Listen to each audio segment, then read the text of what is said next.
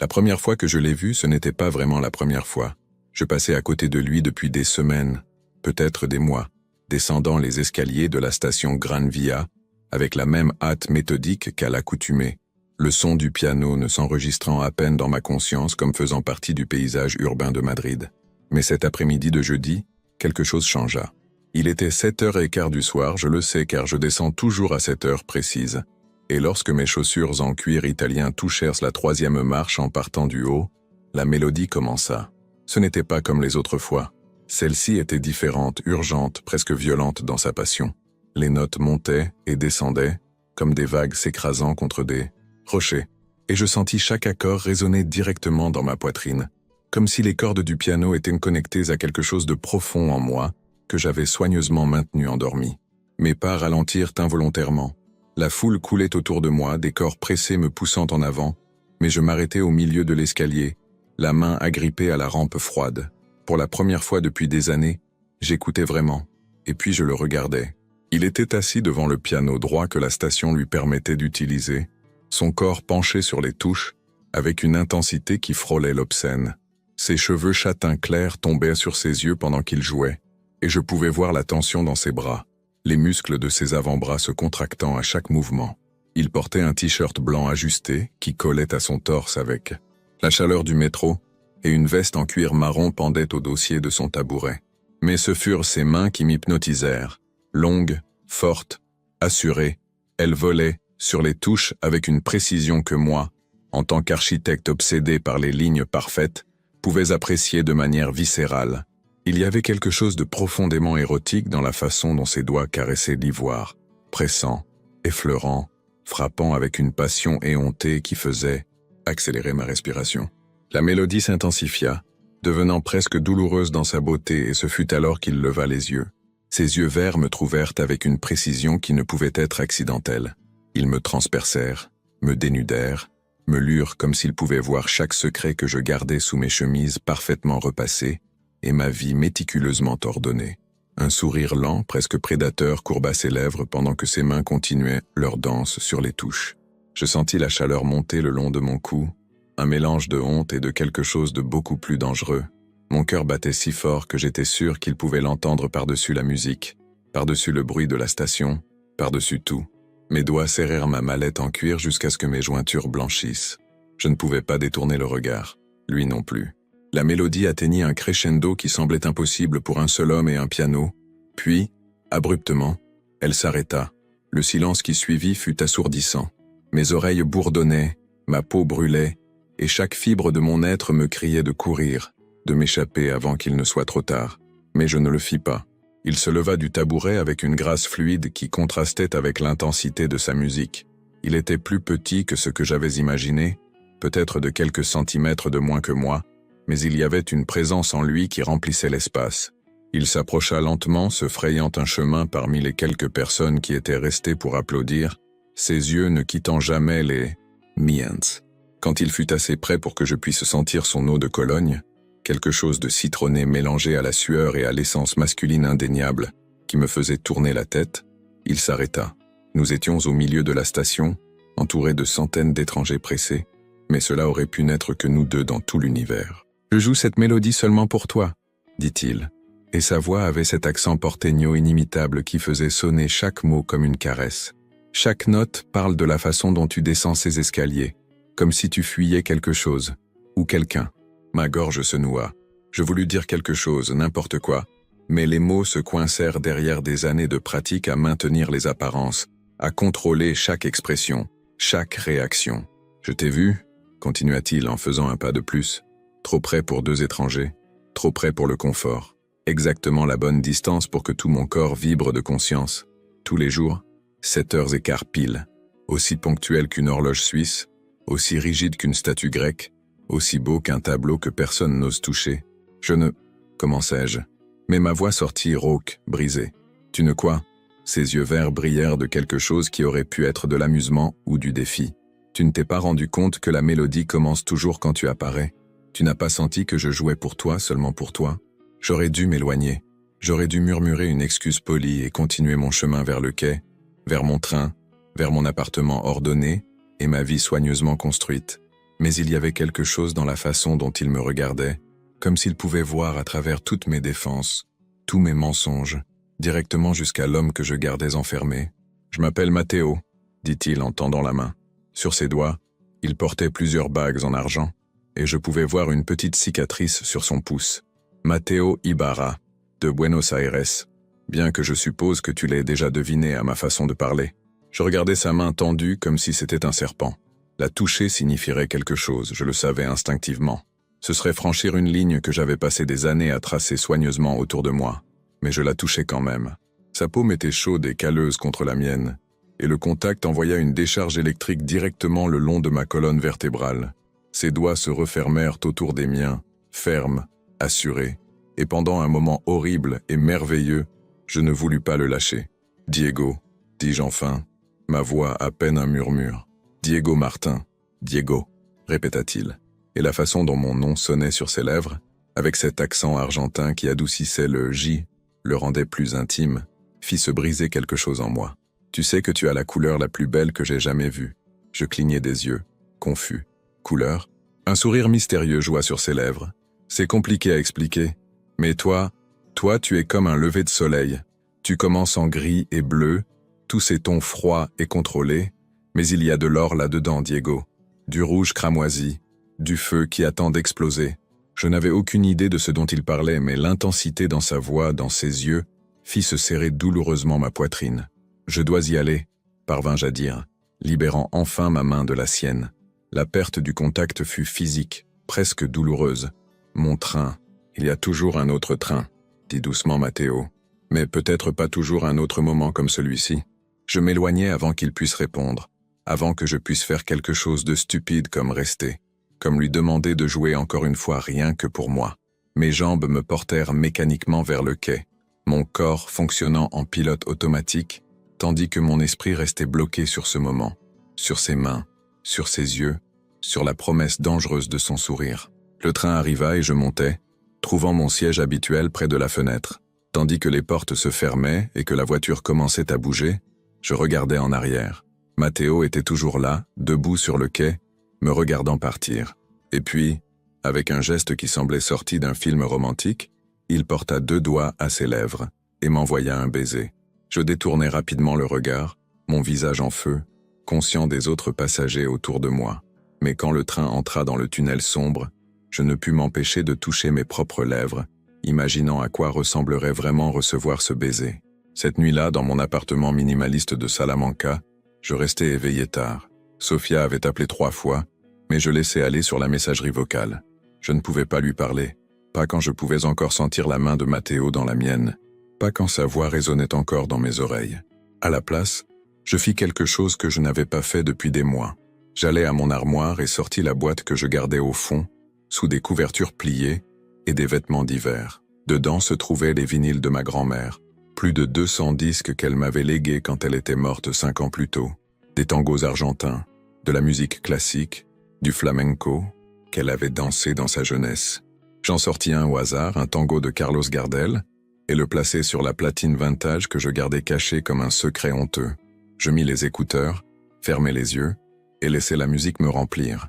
Et pour la première fois depuis longtemps, je me permis de bouger mon corps au rythme, lentement au début, puis avec plus de confiance. Dans la solitude de mon salon vide, avec les lumières de Madrid clignotant à travers mes fenêtres, je dansais comme ma grand-mère me l'avait appris quand j'étais enfant, avant que j'apprenne que les hommes comme moi devaient rester immobiles, contrôlés, invisibles. Je dansais et pensais à des yeux verts et des mains de pianiste et des mélodies qui me poursuivaient comme des promesses non tenues. Avant de plonger plus profondément dans cette histoire, je t'invite à t'abonner à la chaîne. J'aimerais aussi savoir de quelle ville tu écoutes, laisse-le-moi dans les commentaires.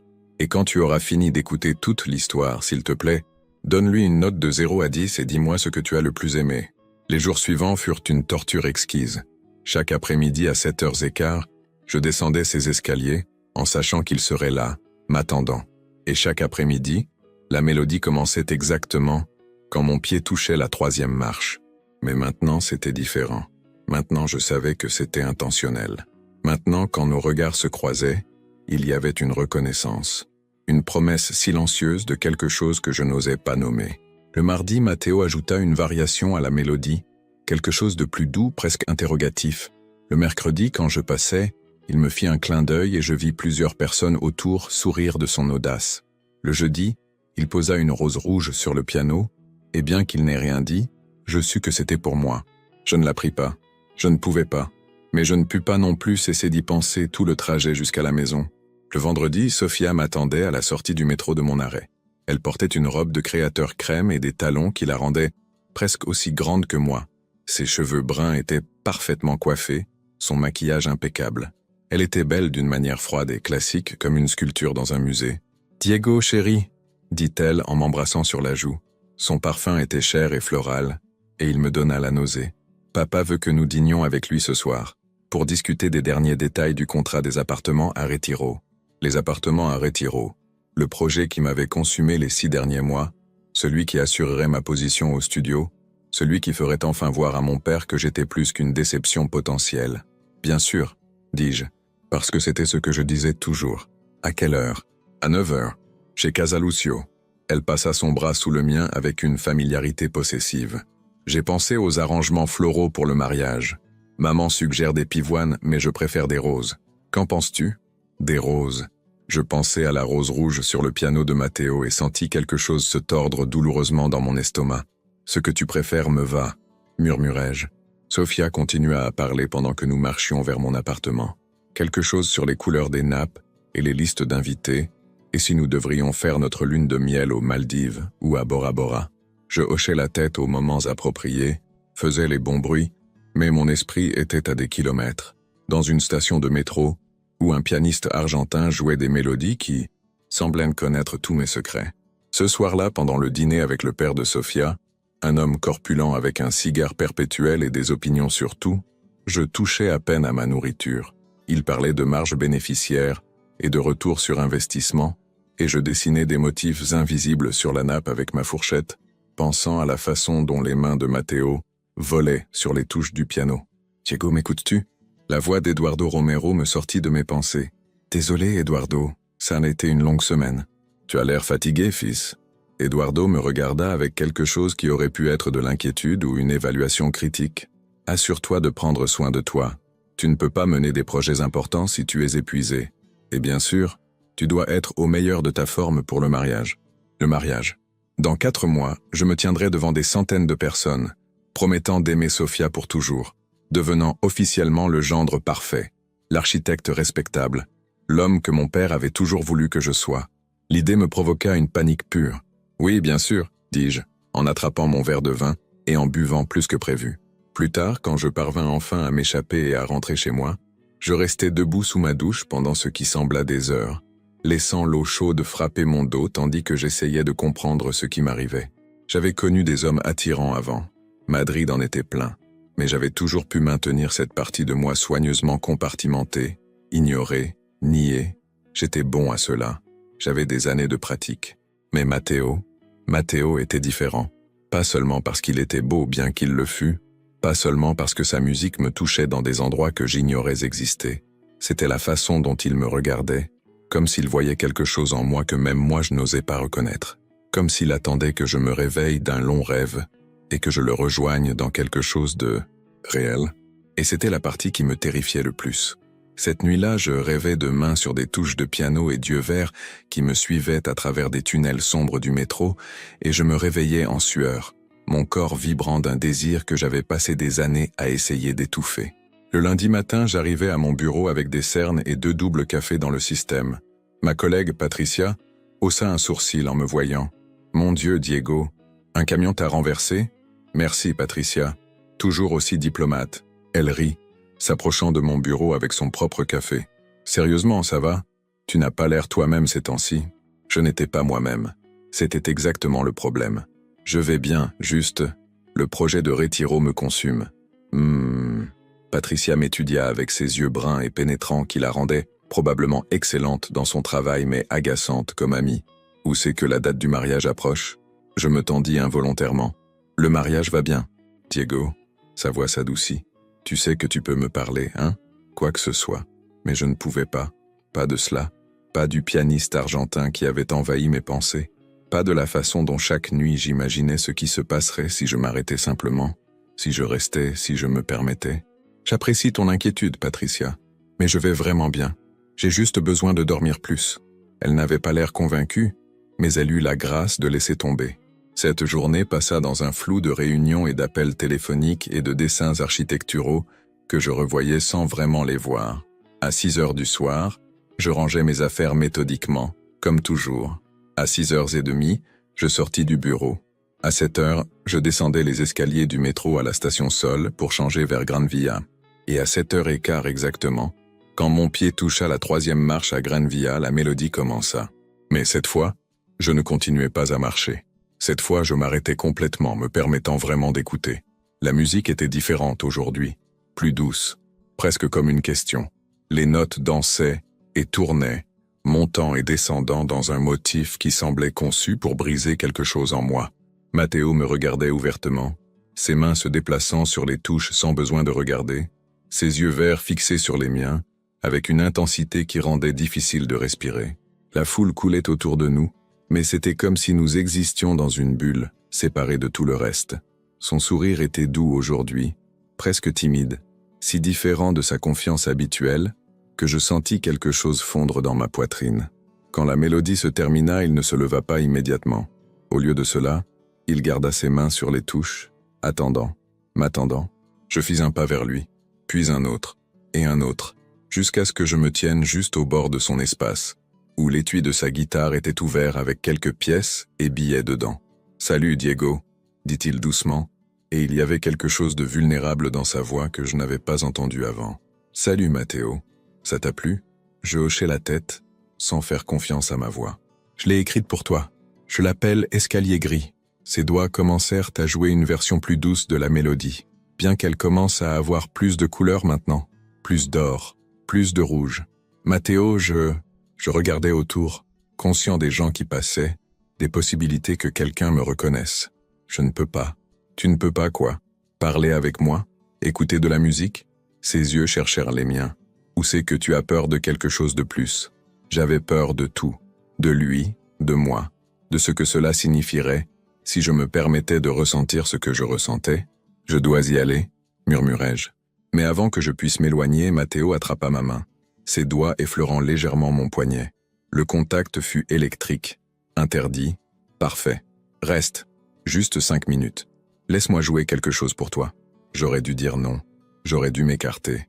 Au lieu de cela, je me surpris à hocher la tête, et le sourire qui illumina son visage valait tous les risques. Si cette histoire te plaît, n'oublie pas de liker et de t'abonner à la chaîne. Les 5 minutes se transformèrent en 20. Matteo joua 3 morceaux différents, chacun plus beau que le précédent, et je restais là comme un idiot, incapable de bouger, hypnotisé par le mouvement de ses mains et le son qu'elles créaient. Entre les chansons, nous parlions. Ou plutôt, il parlait et j'écoutais, contribuant par des monosyllabes et des hochements de tête quand nécessaire. Il me raconta Buenos Aires, comment il avait grandi dans le quartier de San Telmo entouré de musique de tango qui filtrait par les fenêtres des cafés. Il me parla de sa famille, une mère italienne tempérée et un père argentin qui avait été danseur professionnel jusqu'à ce qu'une blessure au genou mette fin à sa carrière. Il me dit qu'il avait étudié au conservatoire, mais l'avait quitté parce que la structure formelle tuait sa créativité.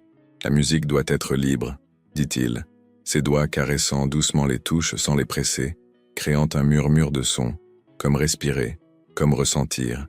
Tu ne peux pas l'enfermer dans des partitions et des règles sans qu'elle perde son âme. Je pensais à ma propre vie si soigneusement structurée, chaque moment planifié, chaque décision mesurée. Avais-je perdu mon âme dans le processus? Et toi, Diego? Demanda Matteo, se tournant complètement sur son tabouret pour me regarder. Qu'est-ce qui te passionne? La question me prit par surprise. Personne ne me l'avait posée depuis des années. Sofia supposait que j'étais passionné par l'architecture parce que c'était mon travail. Mon père pensait que j'étais passionné par le succès parce que c'était ce qu'il valorisait. Mais la vérité, je ne sais pas, admis-je enfin, et l'honnêteté de cette confession me coupa le souffle. Matteo inclina la tête, m'étudiant avec ses yeux verts qui semblaient voir trop. Je crois que tu le sais, seulement tu as peur de l'admettre. Il avait raison, bien sûr. Mais avant que je puisse répondre, mon téléphone vibra dans ma poche. Je le sortis et vis le nom de Sofia sur l'écran. La culpabilité immédiate me traversa comme un couteau. Je dois répondre, murmurai-je, m'éloignant de quelques pas. Diego, où es-tu? La voix de Sofia sonnait irritée.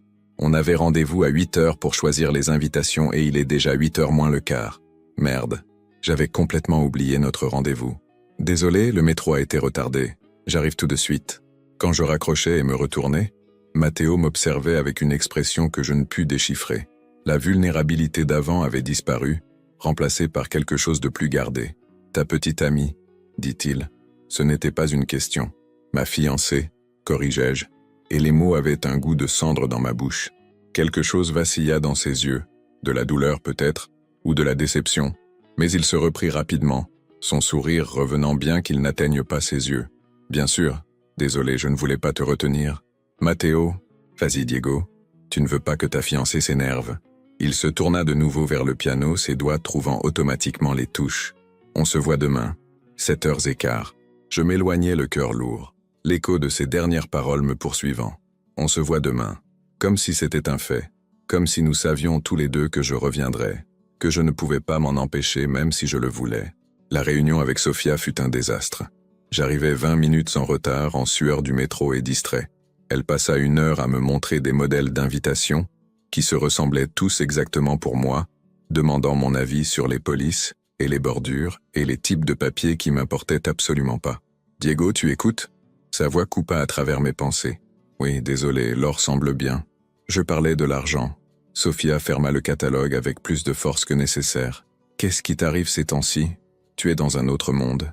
Je suis juste fatigué. Le projet de Retiro, c'est toujours le projet de Retiro, ou le projet de Chamartin, ou n'importe quel autre projet. » Elle soupira, se frottant les tempes. « Parfois j'ai l'impression de planifier ce mariage toute seule. Peut-être que tu devrais, voulus-je dire. Peut-être que tu devrais trouver quelqu'un qui veut vraiment t'épouser, quelqu'un qui peut te donner l'amour que tu mérites, au lieu de cette version vide que je peux offrir. Mais je ne dis rien de tout cela. À la place, je pris sa main et mentis. « Tu as raison, désolé. Je vais faire plus d'efforts. » Elle sourit, serrant ma main, et la culpabilité se tordit dans mon estomac comme un serpent vivant. Cette nuit-là, allongé dans mon lit à regarder le plafond, je pensais à Matteo, à ses mains, à son rire, à la façon dont il m'avait regardé quand je lui avais dit que Sofia était ma fiancée. Je pensais aux 4 prochains mois et à la vie qui m'attendait après. Mariage, probablement des enfants éventuellement, dîner avec le père de Sofia et événements sociaux où je sourirais et ferais semblant et mourrais lentement de l'intérieur. Je sortis mon téléphone et ouvris Google. Mes doigts tremblaient tandis que je tapais « Comment savoir si on est gay ?» Les résultats apparurent. Des milliers d'articles et de forums et de tests stupides. Je les fixais longuement, mon cœur battant si fort que je pouvais l'entendre dans le silence de ma chambre. Puis je fermais le navigateur sans rien lire. Je n'avais pas besoin de tests ni d'articles pour me dire ce que je savais déjà, ce que j'avais su pendant des années mais que j'avais enterré si profondément que j'avais presque réussi à me convaincre que cela n'existait pas. Je me levai et allai à ma collection de vinyles. Cette fois, j'ai choisi un tango spécifique, un que ma grand-mère jouait quand j'étais enfant. La Comparsita. Je mis les écouteurs et laissai la musique me remplir. Cette combinaison parfaite de passion et de mélancolie que seul le tango argentin peut atteindre. Et je pensais à Matteo, à son accent porteño et à ses yeux verts, et je me permis, juste pour un moment, d'imaginer à quoi ressembleraient si les choses étaient différentes, si j'étais courageux, si je n'avais pas tant à perdre. Les jours suivants établirent un schéma dangereux. Chaque après-midi, je descendais les escaliers à 7h15 exactement. Chaque après-midi, la mélodie commençait. Et chaque après-midi, je restais un peu plus longtemps.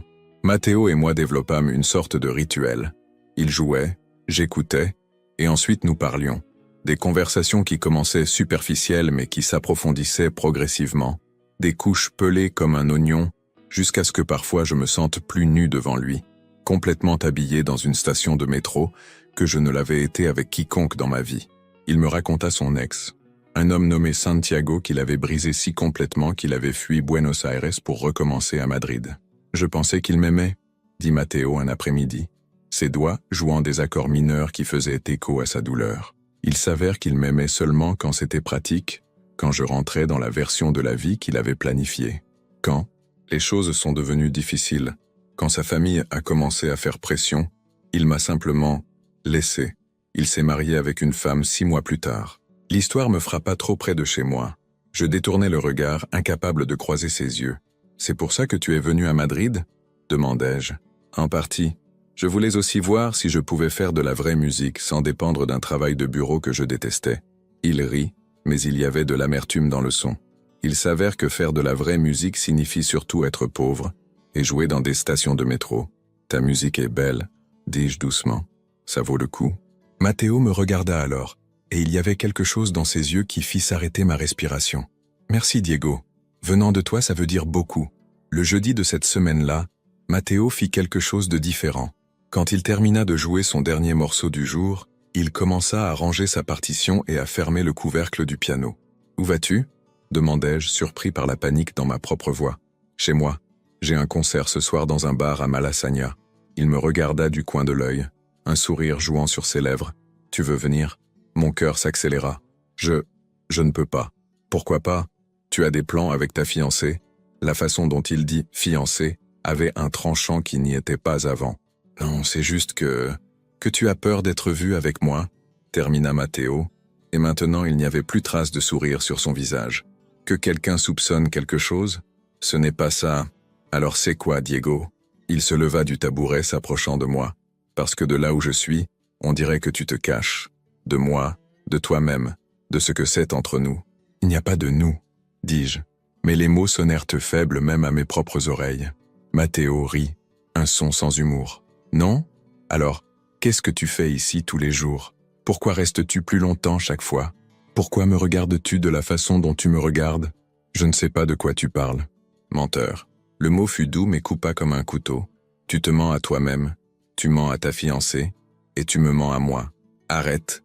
Ma voix sortit plus forte que prévu, et quelques personnes près de nous regardèrent avec curiosité. Je baissai la voix. Tu ne sais rien de moi ou de ma vie. Je sais plus que tu ne penses. Matteo fit un pas de plus, assez près pour que je puisse voir les taches dorées dans ses yeux verts. Je sais que tu as peur. Je sais que tu épouses cette femme parce que c'est ce qu'on attend de toi, pas parce que tu l'aimes. Je sais que chaque fois que tu me regardes, il y a quelque chose dans tes yeux qui crie pour être libéré. Tu es fou, peut-être. Il attrapa son sac à dos et le passa sur son épaule. Mais au moins je suis honnête sur qui je suis. Peux-tu dire la même chose, Diego ? Il s'éloigna avant que je puisse répondre, se perdant dans la foule de la station, et je restais là, tremblant, furieux et effrayé, et plus perdu que je ne l'avais été depuis des années. Je ne revins pas à la station Gran Via le vendredi, ni le lundi.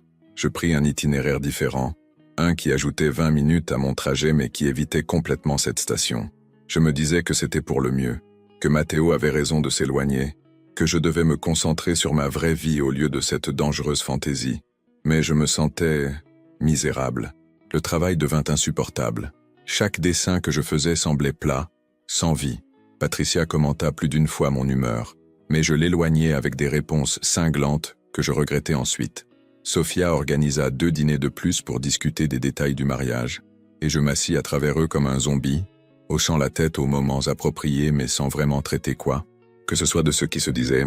Le mardi soir, mon père appela. « Diego, j'ai besoin que tu viennes dîner dimanche.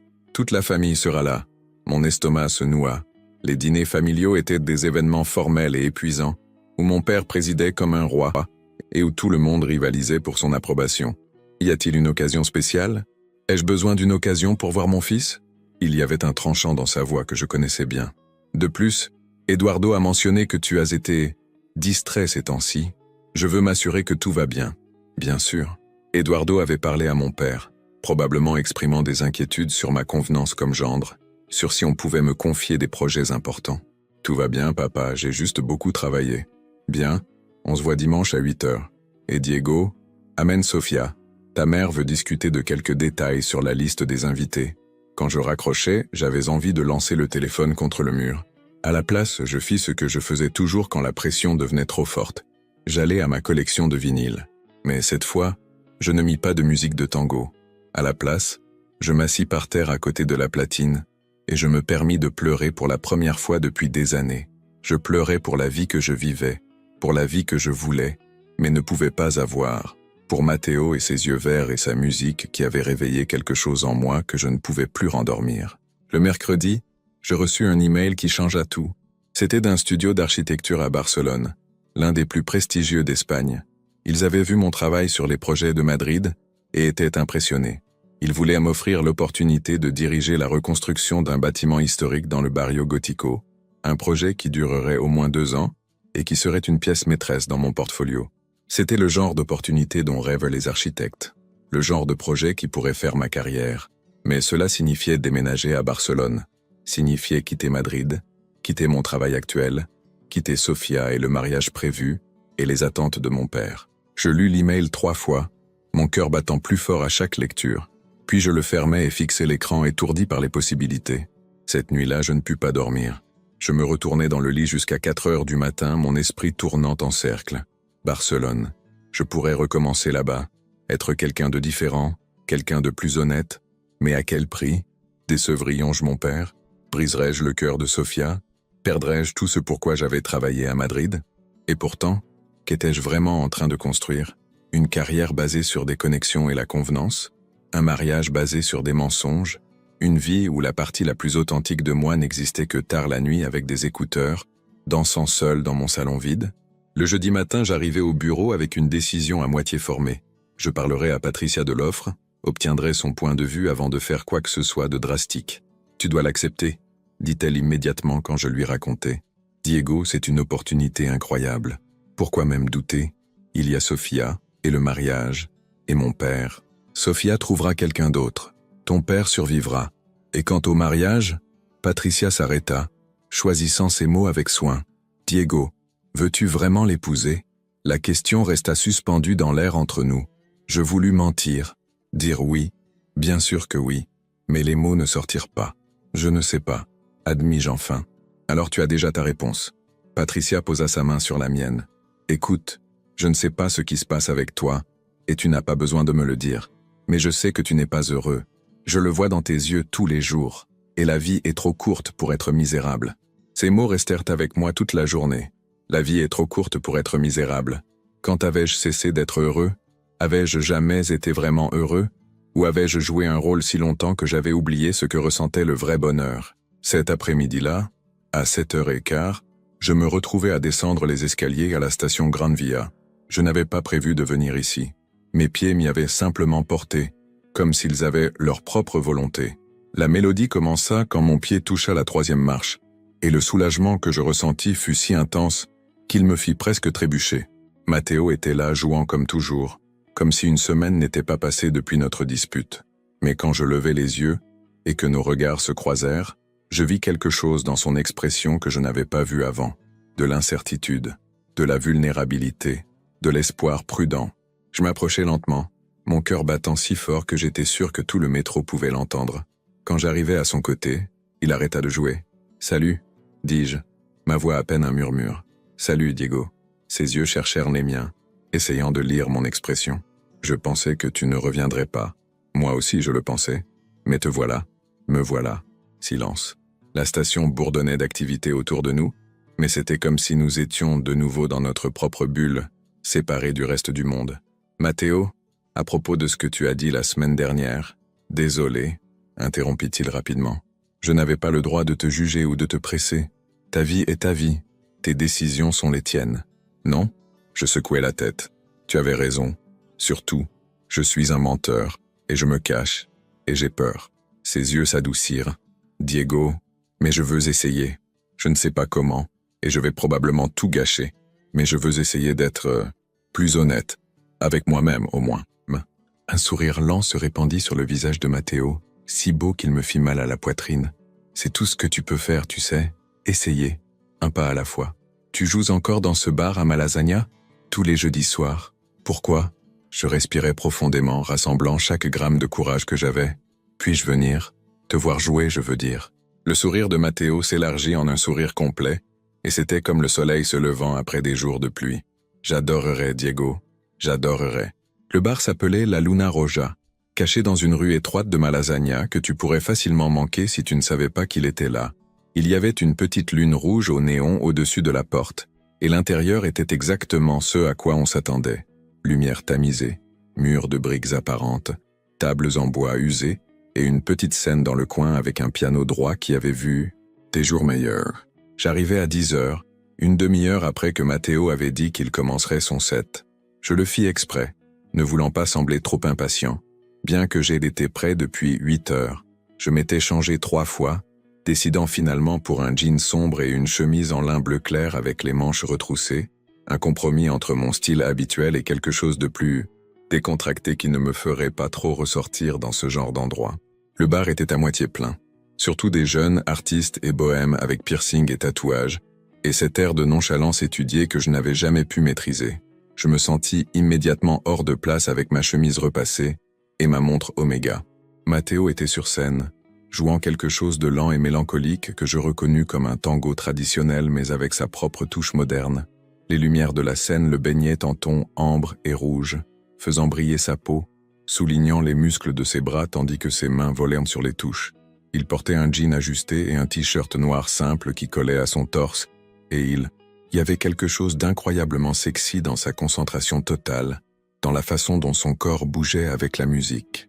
Je restais près de l'entrée, hypnotisé, jusqu'à ce que ses yeux se lèvent et me trouvent.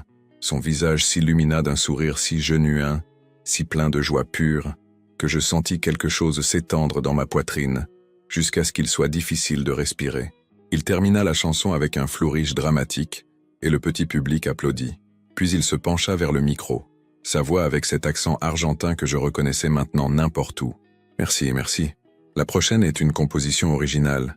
Je l'ai écrite pour quelqu'un de spécial qui est ici ce soir. » Ses yeux trouvèrent les miens de nouveau, et je sentis la chaleur monter le long de mon cou. Elle s'appelle « Escalier gris ». Je reconnus immédiatement la mélodie, celle qu'il jouait pour moi dans le métro. Mais ici, dans cet espace intime, avec le piano à queue et sa concentration complète, elle sonnait différemment, plus complète, plus intense. Les notes commençaient douces et contrôlées, grises et bleues comme il l'avait dit, mais progressivement se transformaient en quelque chose de plus chaud, de plus passionné, explosant en rouges et or, jusqu'à ce que la musique semble remplir chaque recoin du bar, chaque espace vide en moi. Je fermais les yeux et simplement ressentis. La musique m'enveloppait comme une étreinte, me pénétrait comme une confession, m'appelait comme une promesse. Et pour la première fois de ma vie adulte, je n'essayais pas d'analyser ce que je ressentais, n'essayais pas de le contrôler ou de le compartimenter ou de le nier. Je le laissais simplement être. Quand la chanson se termina, il y avait des larmes coulant sur mes joues. Je les essuyais rapidement, embarrassé, mais personne ne me regardait. Tous regardaient en Matteo, qui s'était levé et faisait une révérence tandis que le public applaudissait avec enthousiasme. Je trouvai une table dans le coin arrière et commandai un whisky que je ne voulais pas vraiment, mais qui me donna quelque chose à faire avec mes mains. Matteo joua 3 chansons de plus, un mélange de tango traditionnel et de compositions originales, chacune plus belle que la précédente. Entre les chansons, il parlait au public, racontait des histoires sur Buenos Aires, faisait rire les gens, avec des anecdotes sur ses premiers jours à Madrid. Il était magnétique. Tout le monde dans le bar était charmé par lui, et moi, j'étais terrifié par combien je voulais faire partie de son monde, de sa vie, de sa musique. Après son set, Matteo descendit de la scène et fut immédiatement entouré de personnes qui voulaient le féliciter, lui demander sur ses chansons, acheter ses albums. Je l'observais interagir avec tous, toujours souriant, toujours genuin, et je sentis quelque chose comme la jalousie se tordre dans mon estomac. Qu'est-ce qui me faisait penser que j'étais spécial pour lui? Il composait probablement des chansons pour des dizaines de personnes. Il disait probablement à tout le monde qu'il voyait des couleurs. Je considérais partir discrètement quand Matteo se libéra de la foule et marcha directement vers ma table, 2 bières à la main. « Je pensais que tu étais parti, » dit-il, en glissant une bière vers moi avant de s'asseoir sur la chaise en face. J'ai failli. « Mais tu ne l'as pas fait ?» Il sourit, s'appuyant en arrière dans sa chaise avec cette confiance décontractée que j'enviais. « Qu'en as-tu pensé? C'était incroyable. Tu es incroyable. » Il rougit légèrement, quelque chose que je n'attendais pas, et ce fut charmant. « Merci. Ça veut dire beaucoup venant de toi. Pourquoi? » La question sortit avant que je puisse l'arrêter. Je ne suis pas musicien. Je ne sais vraiment rien de la musique. Tu n'as pas besoin de savoir sur la musique pour la ressentir. Et tu la ressens, Diego. Je le vois sur ton visage chaque fois que je joue. Il se pencha en avant, ses bras sur la table, nous rapprochant. De plus, ce n'est pas seulement ton opinion sur la musique qui m'importe, c'est ton opinion sur tout. Tu me connais à peine. Je sais plus que tu ne penses. Ses doigts jouaient avec l'étiquette de sa bouteille de bière. Je sais que tu prends le même train tous les jours à la même heure. Je sais que tu portes ta mallette dans la main droite et ton téléphone toujours dans la poche gauche. Je sais que tu as une petite cicatrice au-dessus de ton sourcil gauche que tu touches quand tu es nerveux. Je sais que tu essayes de ne pas me regarder mais que tu ne peux pas t'en empêcher, tout comme je ne peux pas m'empêcher de te regarder. Mon cœur battait si fort que j'étais sûr qu'il pouvait l'entendre. Matteo, je sais que tu es fiancé, continua-t-il, sa voix baissant, et je sais que c'est probablement une mauvaise idée. Mais je sais aussi que quand je t'ai vu pour la première fois, descendant ces escaliers, avec cette expression de quelqu'un qui fuit quelque chose qu'il ne peut pas nommer, j'ai ressenti quelque chose que je n'avais pas ressenti depuis Santiago. Et ça m'effraie, Diego. Ça me terrifie. Mais je ne peux pas prétendre que ça n'existe pas. Je ne savais pas quoi dire. Chaque mot qui me venait semblait inadéquat, insuffisant pour la magnitude de ce que je ressentais. Tu n'as pas à dire quoi que ce soit, dit doucement Matteo. Juste, reste un peu. Parle-moi. Laisse-moi te connaître au-delà de ce que je vois dans la station de métro. Alors je restais, et nous parlâmes, pendant des heures, jusqu'à ce que le bar commence à se vider et que le barman commence à lancer des regards significatifs à Matteo. Je lui parlais de mon travail, bien que j'omette soigneusement toute mention de Sofia ou du mariage. Je lui parlais de ma famille, de mon père exigeant et de ma mère qui avait toujours été plus une décoration qu'une présence réelle dans ma vie. Je lui parlais de mon frère aîné Javier, qui avait été la brebis galeuse de la famille en rejetant l'entreprise familiale pour voyager autour du monde. Ça sonne courageux, commenta Matteo. Mon père l'appelle égoïste et irresponsable. Et toi, qu'en penses-tu? Je m'arrêtais, considérant la question. Je pense que c'est courageux, et je pense que je l'envie. Matteo m'étudia avec ses yeux verts pénétrants. Pourquoi ne fais-tu pas la même chose alors? Pourquoi ne vis-tu pas ta vie comme tu le veux? Ce n'est pas si simple. Pourquoi pas? Parce que j'ai des responsabilités, des attentes. Les gens dépendent de moi. Ou c'est que tu as peur de les décevoir? La question me frappa comme un coup de poing à l'estomac parce qu'il avait raison. Tout revenait à la peur. Peur de décevoir mon père, de perdre ma carrière, d'être vu comme un échec, d'être différent. Je dois y aller, dis-je abruptement, en me levant de la table. Matteo se leva aussi, de l'inquiétude traversant son visage. Ai-je dit quelque chose de mal? Non, j'ai juste besoin de réfléchir. Il me suivit jusqu'à la porte, capturant doucement mon bras. « Diego, attends !» Je me tournai vers lui, et nous étions si proches que je pouvais voir les taches dorées dans ses yeux verts, pouvais sentir la chaleur rayonnant de son corps. « Je ne veux pas te presser, » dit doucement Matteo, « mais je ne veux pas non plus te mentir sur ce que je ressens. Tu me plais, Diego, beaucoup, et je pense que je te plais aussi, même si ça t'effraie de l'admettre. » Ma respiration se bloqua. Je voulus le nier, voulus m'éloigner, voulu faire ce qui était sûr, ce qui était correct. Mais j'étais si fatigué de faire ce qui était correct, quand ça se sentait si mal. Ça m'effraie, murmurai-je.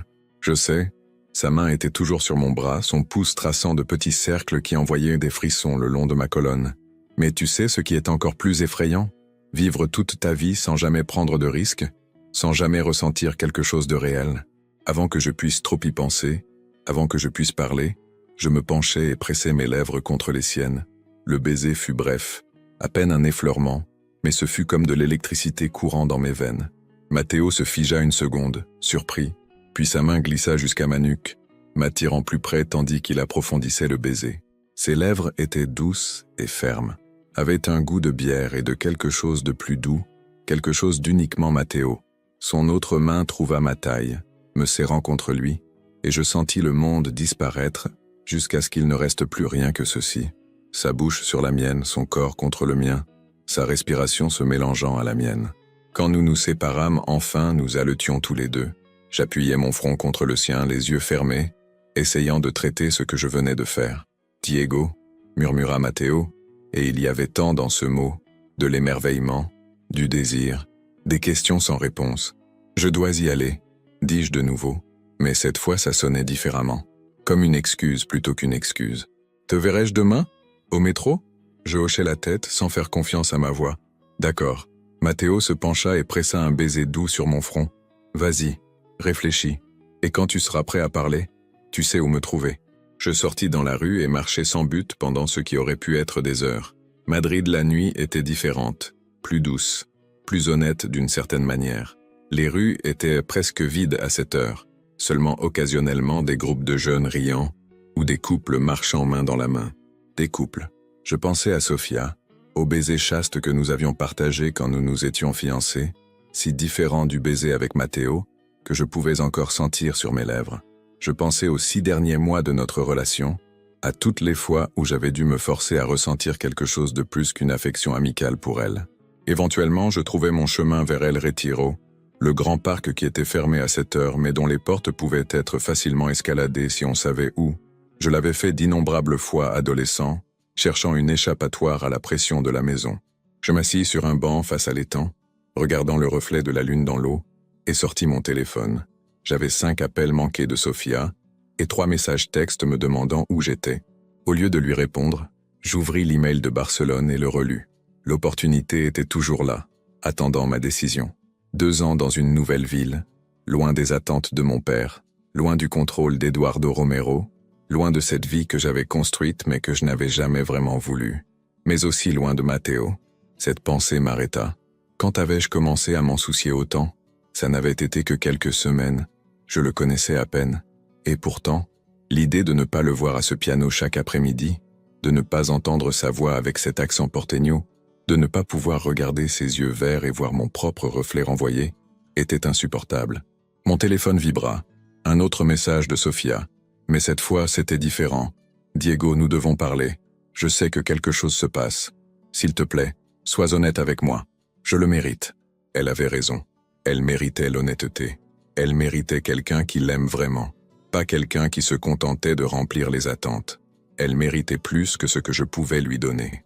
J'écrivis et effaçai 5 réponses différentes, avant de finalement écrire « Tu as raison, parlons demain, désolé. » Je ne dormis pas cette nuit-là. Je restais éveillé dans mon lit, fixant le plafond, revivant ce baiser encore et encore. La façon dont Matteo m'avait touché, comme si j'étais précieux. La façon dont il m'avait regardé après, comme s'il voyait quelque chose en moi qui valait la peine de risquer. Le matin, mon père m'appela. « Diego, ta mère est excitée pour le dîner de dimanche. Assure-toi d'arriver à l'heure. Papa, je dois te parler de quelque chose. » De quoi? Je respirais profondément. J'ai reçu une offre d'emploi. À Barcelone.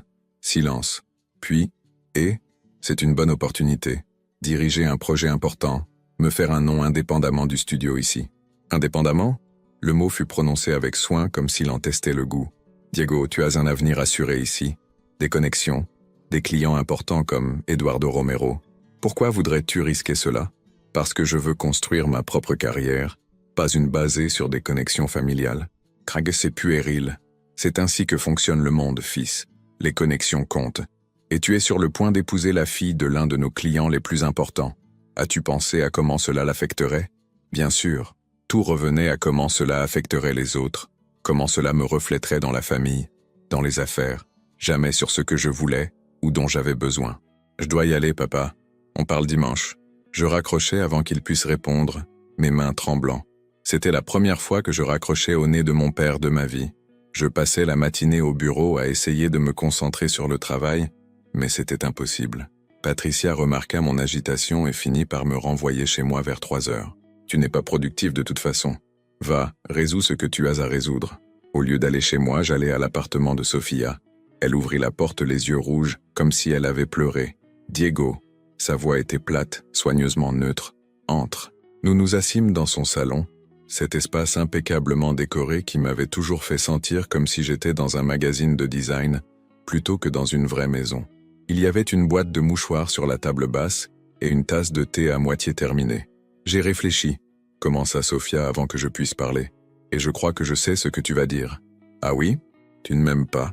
Elle le dit simplement, sans accusation, juste en énonçant un fait. « Peut-être que tu ne m'as jamais aimé. Et moi, je crois que je l'ai toujours su, au fond. Mais je voulais que ça marche. Mes parents t'approuvaient. La famille était parfaite sur le papier. Et je pensais que l'amour viendrait avec le temps. Sofia, laisse-moi finir. » Elle leva une main. « Mais ces derniers mois, en voyant comment tu t'es éloigné de plus en plus, comment tu es devenu presque transparent parfois, comme si une partie de toi était ailleurs, je me suis rendu compte que ce n'est pas juste, pour aucun de nous. » Les larmes commencèrent à couler sur ses joues, mais sa voix resta ferme. « Je mérite quelqu'un qui m'aime passionnément, Diego. Quelqu'un qui ne peut pas attendre de me voir chaque jour, qui pense à moi quand nous sommes séparés, qui me regarde de la façon dont tu ne m'as jamais regardé. Désolé, murmurai-je, ma propre voix se brisant. Sofia, je suis vraiment désolé. J'ai voulu t'aimer, vraiment essayer. Je sais. » Elle sourit tristement. « Et c'est peut-être la partie la plus triste, que tu aies vraiment essayé. Mais tu ne peux pas forcer quelque chose qui n'est tout simplement pas là. Ton père, le projet, au diable le projet. Il y avait de la férocité dans sa voix maintenant. Je ne vais pas rester dans un mariage sans amour pour le bien des affaires de mon père. Et toi non plus, tu ne devrais pas. Nous restâmes silencieux pendant un long moment. Puis Sophia retira sa bague de fiançailles, ce diamant massif que son père avait insisté pour acheter, et la posa doucement sur la table basse entre nous. « Il y a quelqu'un d'autre, n'est-ce pas ?» demanda-t-elle. Ça n'avait plus de sens de mentir. « Oui, mais ce n'est pas...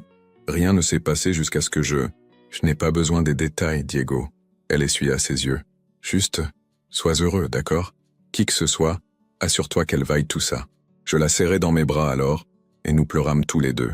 Pour ce qui aurait pu être si les choses avaient été différentes, pour le temps que nous avions perdu à essayer de faire fonctionner quelque chose qui n'était jamais destiné à l'être, pour la douleur qui viendrait inévitablement quand ses parents et mon père l'apprendraient. Quand je quittais son appartement 1 heure plus tard, je me sentais simultanément plus léger et plus effrayé que je ne l'avais jamais été de ma vie. J'avais franchi le point de non-retour. Il n'y avait plus de retour en arrière possible. Il était 7 heures du soir quand je descendis les escaliers à la station Gran Via. 15 minutes de retard, mais je savais que Matteo serait encore là. D'une certaine manière, je le savais simplement. Et il était là, en train de ranger sa partition, se préparant à partir. Mais quand il me vit, son visage se transforma avec ce sourire que je reconnaissais maintenant comme réservé uniquement pour moi. « Salut », dis-je en m'approchant. « Salut, Diego ». Ses yeux me scannèrent, lisant quelque chose dans mon expression. « Ça va ? Je viens de rompre mes fiançailles. » Matteo se figea, ses mains immobilisées sur les partitions qu'il rangeait. « Quoi ? J'ai rompu mes fiançailles. Avec Sophia. C'est fini. Diego. » Il laissa tomber les partitions et combla la distance entre nous en 2 pas. « Tu es sûr ? C'est vraiment ce que tu veux ? » « Je ne suis sûr de rien, admis-je. Sauf que je ne peux plus continuer à vivre un mensonge. Et que hier soir, quand je t'ai embrassé, c'était la première fois depuis des années que je me sentais vraiment vivant. » Matteo prit mon visage entre ses mains, ses pouces caressant mes joues. « Tu sais ce que ça signifie ? La pression à laquelle tu vas faire face ? Les questions que les gens vont poser ? À quel point ça va être difficile ? Je le sais, et j'ai terriblement peur, mais aussi, ma voix se brisa. Aussi, je ne peux pas imaginer ne pas essayer. Pas avec toi. » Il m'embrassa alors, là au milieu de la station de métro avec des centaines de personnes qui coulaient autour de nous. Et cette fois, je ne m'écartai pas, je ne me cachai pas. Je lui rendis son baiser, versant dans ce baiser toutes les années de déni, toutes les peurs que j'avais encore, tout l'espoir que peut-être, juste peut-être, je pourrais trouver un moyen d'être vraiment moi-même. Quand nous nous séparâmes, nous sourions tous les deux à travers les larmes. « Alors qu'est-ce qu'on fait maintenant ?» demanda Matteo. Honnêtement, je n'en ai aucune idée. Je ris, et ça sonnait un peu hystérique, mais je crois qu'on va le découvrir ensemble. Les jours suivants furent un tourbillon de conséquences que j'avais été trop effrayé pour anticiper pleinement. Le vendredi matin, Eduardo Romero appela directement mon patron, retirant sa signature du projet de Retiro et faisant clairement comprendre qu'il ne voulait plus travailler avec moi. À midi, tout le studio savait que j'avais rompu mes fiançailles avec Sophia, et les regards que je recevais allaient de la pitié à la spéculation inconfortable. Patricia fut la seule à me défendre ouvertement. C'est sa vie personnelle, l'entendis-je dire à 2 collègues qui murmuraient, près de la machine à café. Et franchement, ça ne regarde personne d'autre que lui. Mais même elle ne pouvait pas me protéger de l'appel que je reçus cet après-midi-là de mon père. « Qu'est-ce que tu as foutu, bon sang ?» Sa voix tonna à travers le téléphone si fort que je dus l'éloigner de mon oreille. « Eduardo m'a appelé. Il dit que tu as rompu les fiançailles avec Sophia. C'est vrai ? » ?»« Oui, papa, c'est vrai. As-tu idée des dégâts que tu as causés ? Non seulement tu as insulté l'une de nos familles les plus importantes, tu as ruiné une opportunité d'affaires cruciale pour le studio. À quoi tu pensais ? » Je pensais que je ne peux pas épouser quelqu'un que je n'aime pas. L'amour. Il cracha le mot comme s'il s'agissait de poison. L'amour est un luxe, Diego. Le mariage est un accord, une association. Tu crois que ta mère et moi nous sommes mariés par amour ? Nous nous sommes mariés parce que ça avait du sens, parce que nos familles s'accordaient, parce que c'était bon pour les affaires. Ces mots me frappèrent comme une gifle. J'avais toujours soupçonné que le mariage de mes parents était plus transactionnel que romantique.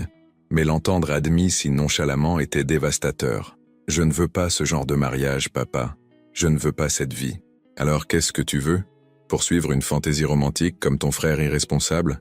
Regarde où ça l'a mené. À errer dans le monde sans but, sans avenir. Javier est heureux. Javier est un échec. La finalité dans sa voix ne laissait place à aucun débat. Et si tu suis ce chemin, toi aussi tu le seras. Maintenant, tu vas appeler Sophia, t'excuser et arranger ça. Non, le mot sortit plus fort que je ne l'avais prévu. Je ne vais pas faire ça. C'est fini, papa. Et tu dois l'accepter. Si tu n'arranges pas ça, si tu n'épouses pas Sophia comme prévu, alors tu es seul. Plus de projets via mes connexions, plus de présentations à des clients importants. Et tu peux oublier tout héritage. Tu comprends? Mon cœur battait fort, mais ma voix resta ferme. Je comprends parfaitement. Diego, je dois y aller. On se voit dimanche pour le dîner. Je raccrochai avant qu'il puisse répondre, mes mains tremblant tellement que je faillis laisser tomber le téléphone. Patricia apparut à la porte de mon bureau quelques minutes plus tard, avec 2 cafés et une expression inquiète. Je t'ai entendu depuis le couloir. Ça va? Mon père, Maji Benchang, déshérité. Merde. Elle s'assit sur la chaise en face de mon bureau. Qu'est-ce que tu vas faire? Je ne sais pas. Je passais mes mains dans mes cheveux, sentant le poids de tout s'abattre sur moi. Sans le soutien de mon père, sans les connexions d'Eduardo, ma carrière à Madrid était effectivement terminée. Peut-être que je pourrais trouver du travail dans un autre studio, mais il y aurait toujours la question de pourquoi j'avais quitté mon poste précédent, les rumeurs qui suivraient, inévitablement. Et l'offre de Barcelone? Demanda Patricia doucement. Barcelone. Dans toute la folie des derniers jours, je l'avais presque oublié. Je sortis mon téléphone et ouvris l'email, relisant les détails. Le salaire était bon, le projet était exactement le type de travail que je voulais faire, et le plus important, ce serait un nouveau départ où personne ne connaissait mon histoire, où je pourrais être qui je voulais être. Je crois que je vais l'accepter, dis-je lentement. Je crois que c'est une décision intelligente. Patricia sourit, et pour ce que ça vaut, je suis fier de toi, Diego. Je sais que ce n'est pas facile. Cet après-midi-là, j'écrivis un email formel acceptant le poste à Barcelone. Je commencerai dans 6 semaines, me donnant le temps de clôturer mes affaires actuelles et de déménager. J'appuyais sur « Envoyer » avant de pouvoir me dédire, et je sentis un mélange étrange de soulagement et de terreur me submerger. Maintenant, il ne me restait plus qu'à le dire à Matteo. Ce soir-là, j'allais directement à la Luna Roja sans passer d'abord par le métro. Matteo ne jouait pas ce soir-là, mais je savais qu'il traînait souvent là-bas quand même, composant à une table au fond en buvant une bière bon marché et en parlant avec d'autres musiciens.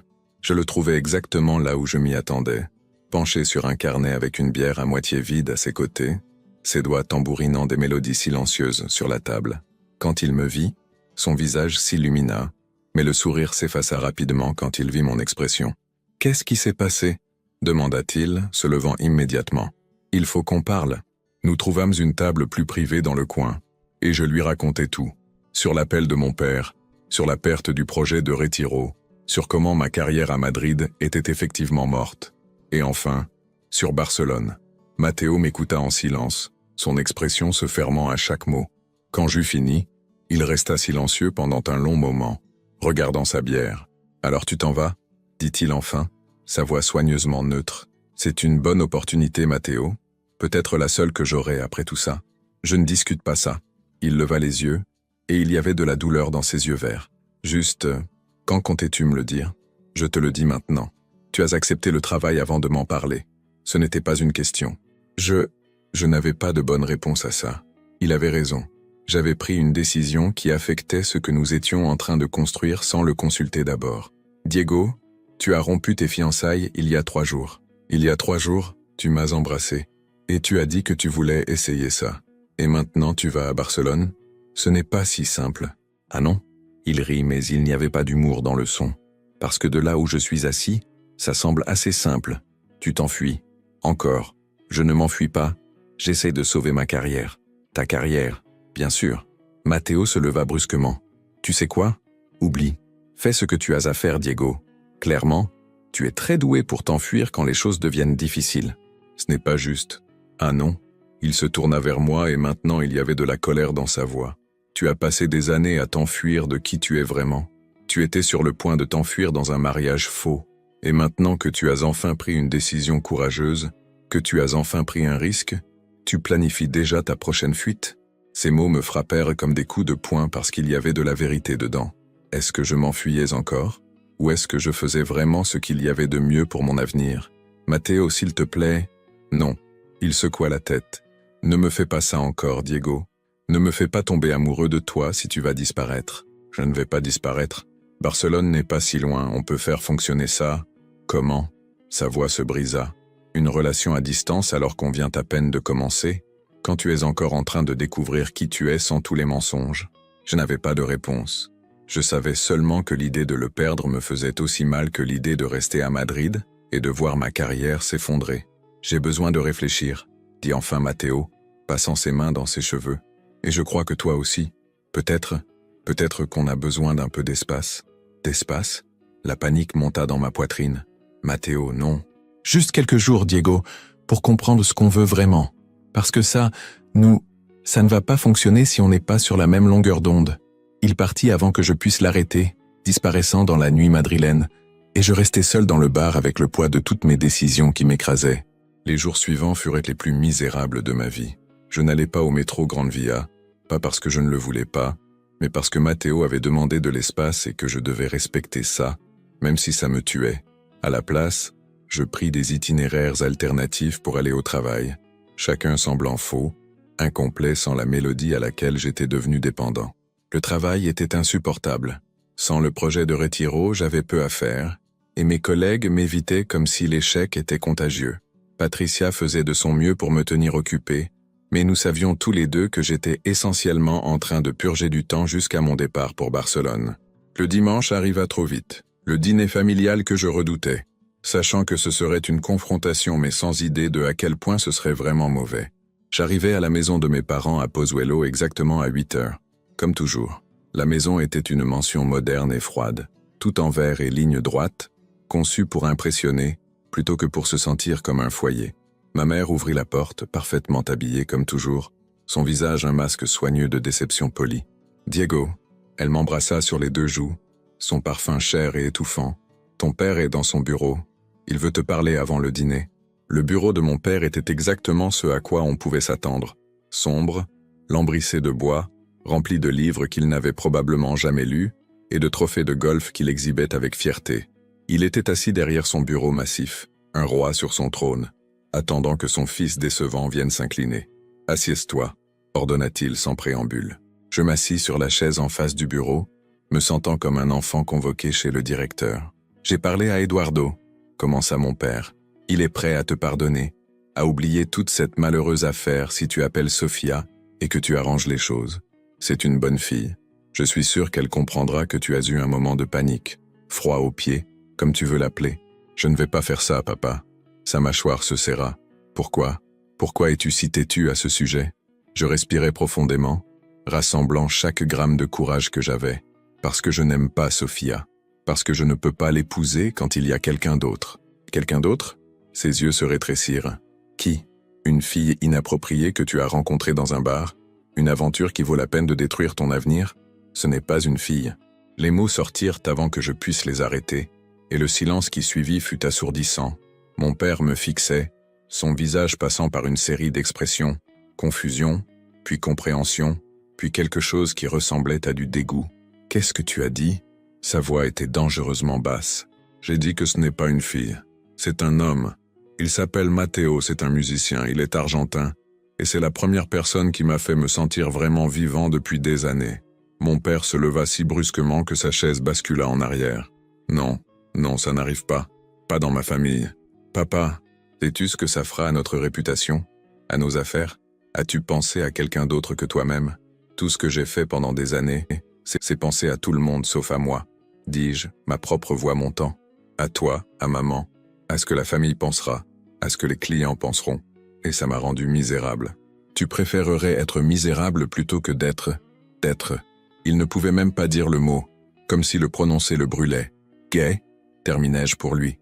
Oui, papa, je suis gay.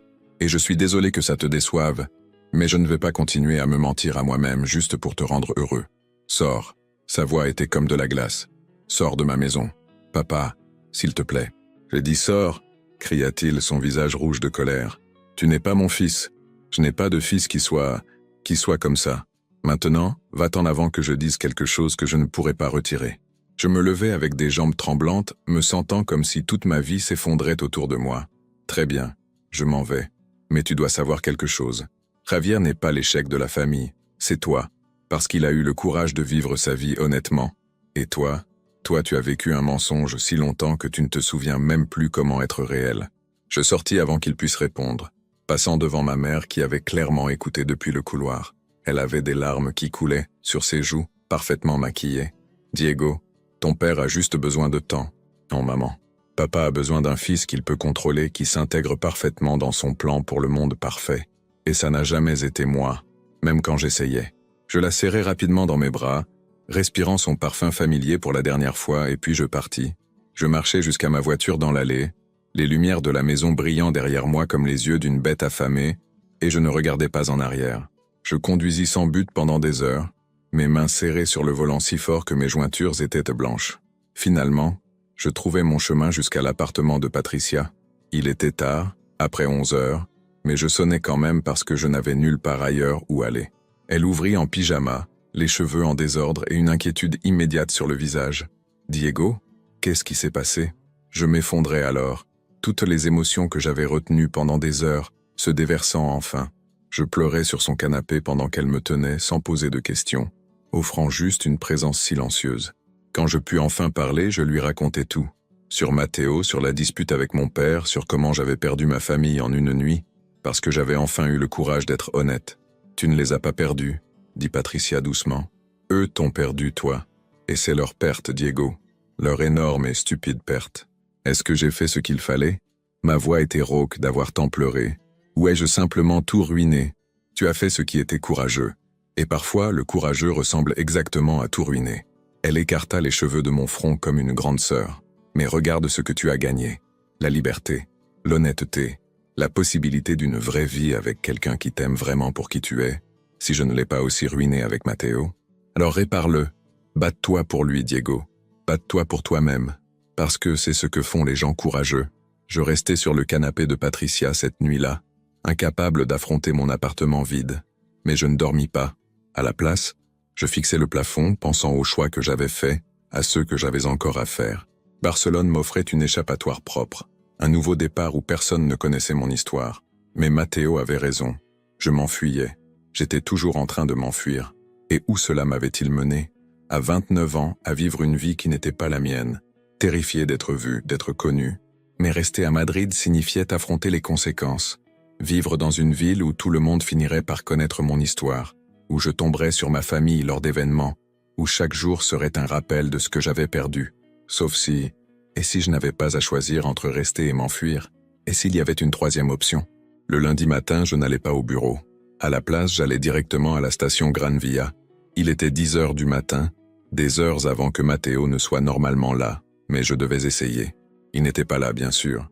Son endroit habituel était vide, seulement l'écho de sa musique restant dans ma mémoire.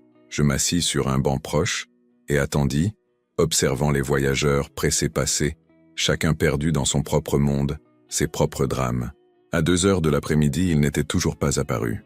À 4 heures, je commençais à m'inquiéter qu'il ait changé son horaire, qu'il m'évite, que je l'ai perdu pour toujours. Et puis à 5h30, je le vis, descendant les escaliers avec son clavier portable et son sac à dos, ses cheveux en désordre, ses yeux ayant encore cet air légèrement endormi qu'il avait quand il n'avait pas bien dormi. Il s'arrêta quand il me vit, la surprise traversant son visage. Puis quelque chose d'autre, quelque chose que je ne pus lire. Diego, mon nom sonna comme une question. « Salut, Matteo. Qu'est-ce que tu fais ici ? Je pensais qu'on avait convenu. J'ai besoin de te dire quelque chose. » Je me levai, comblant la distance entre nous. « Et j'ai besoin que tu m'écoutes complètement avant de répondre, d'accord ?» Il hésita puis hocha la tête, posant son clavier et s'asseyant sur le banc où j'avais attendu. Je m'assis à côté de lui, assez près pour sentir sa chaleur mais sans le toucher. « Tu as raison sur tout, commençai-je.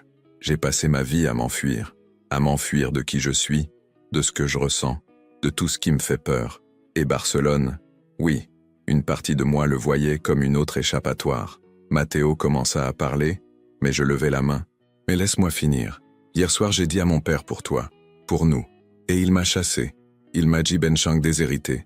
M'a dit que je n'étais pas son fils. Tout ce à quoi on pouvait s'attendre d'un homme comme lui. Ma voix se brisa mais je continuais. Et c'était horrible.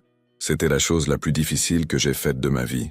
Mais c'était aussi libérateur parce que enfin, je suis libre de ses attentes, de son contrôle. Matteo me regardait maintenant, ses yeux verts s'adoucissant. Et je me suis rendu compte de quelque chose. Je ne veux plus m'enfuir. Pas de Madrid, pas de ma vie, et définitivement pas de toi. Alors j'ai pensé, et si je ne choisissais pas entre rester et partir? Et si je choisissais quelque chose de différent? Qu'est-ce que tu veux dire? Je veux que tu viennes avec moi, à Barcelone. Les mots sortirent précipitamment maintenant pleins d'urgence. Je sais que c'est fou, je sais qu'on se connaît à peine, mais je sais aussi que quand je suis avec toi, je suis plus moi-même qu'avec n'importe qui d'autre. Et je sais que Barcelone a une scène musicale incroyable, des endroits où tu pourrais jouer, des opportunités que tu n'as pas, ici en jouant dans le métro. Et je sais que ça pourrait être parfait ou ça pourrait être un désastre, mais je veux essayer. Je veux essayer avec toi. Matteo me fixait, sa bouche légèrement ouverte et je ne pouvais pas lire son expression. Le silence s'étira entre nous et je sentis la panique monter dans ma poitrine. Peut-être que j'avais espéré trop. Peut-être que je l'avais irrémédiablement ruiné. « Diego », dit-il enfin, et il y avait quelque chose dans sa voix que je ne reconnaissais pas. « Il y a quelque chose que j'ai besoin de te dire. » Mon cœur sombra. « Quoi ? Mon visa. Il expire dans 6 semaines. J'ai essayé de le renouveler pendant des mois, mais chaque demande a été refusée. On va me déporter en Argentine. » Le monde sembla basculer sous mes pieds. « Quoi ? Pourquoi ne me l'as-tu pas dit ? » Parce que, il passa ses mains dans ses cheveux, la frustration évidente dans chaque ligne de son corps. Parce que la dernière fois que j'ai dit à quelqu'un pour mes problèmes de visa, il s'est avéré qu'il n'était avec moi que parce qu'il voulait se marier pour obtenir des papiers européens. Et quand il a réalisé que ça ne marcherait pas, il m'a quitté. Alors quand je t'ai rencontré, je ne voulais pas que tu penses que j'utilisais toi pour rester. Matteo, je ne penserai jamais. Non, il me regarda avec des yeux brillants. Diego, tu es fiancé. Tu étais fiancé à une femme. Tu as toute cette vie compliquée.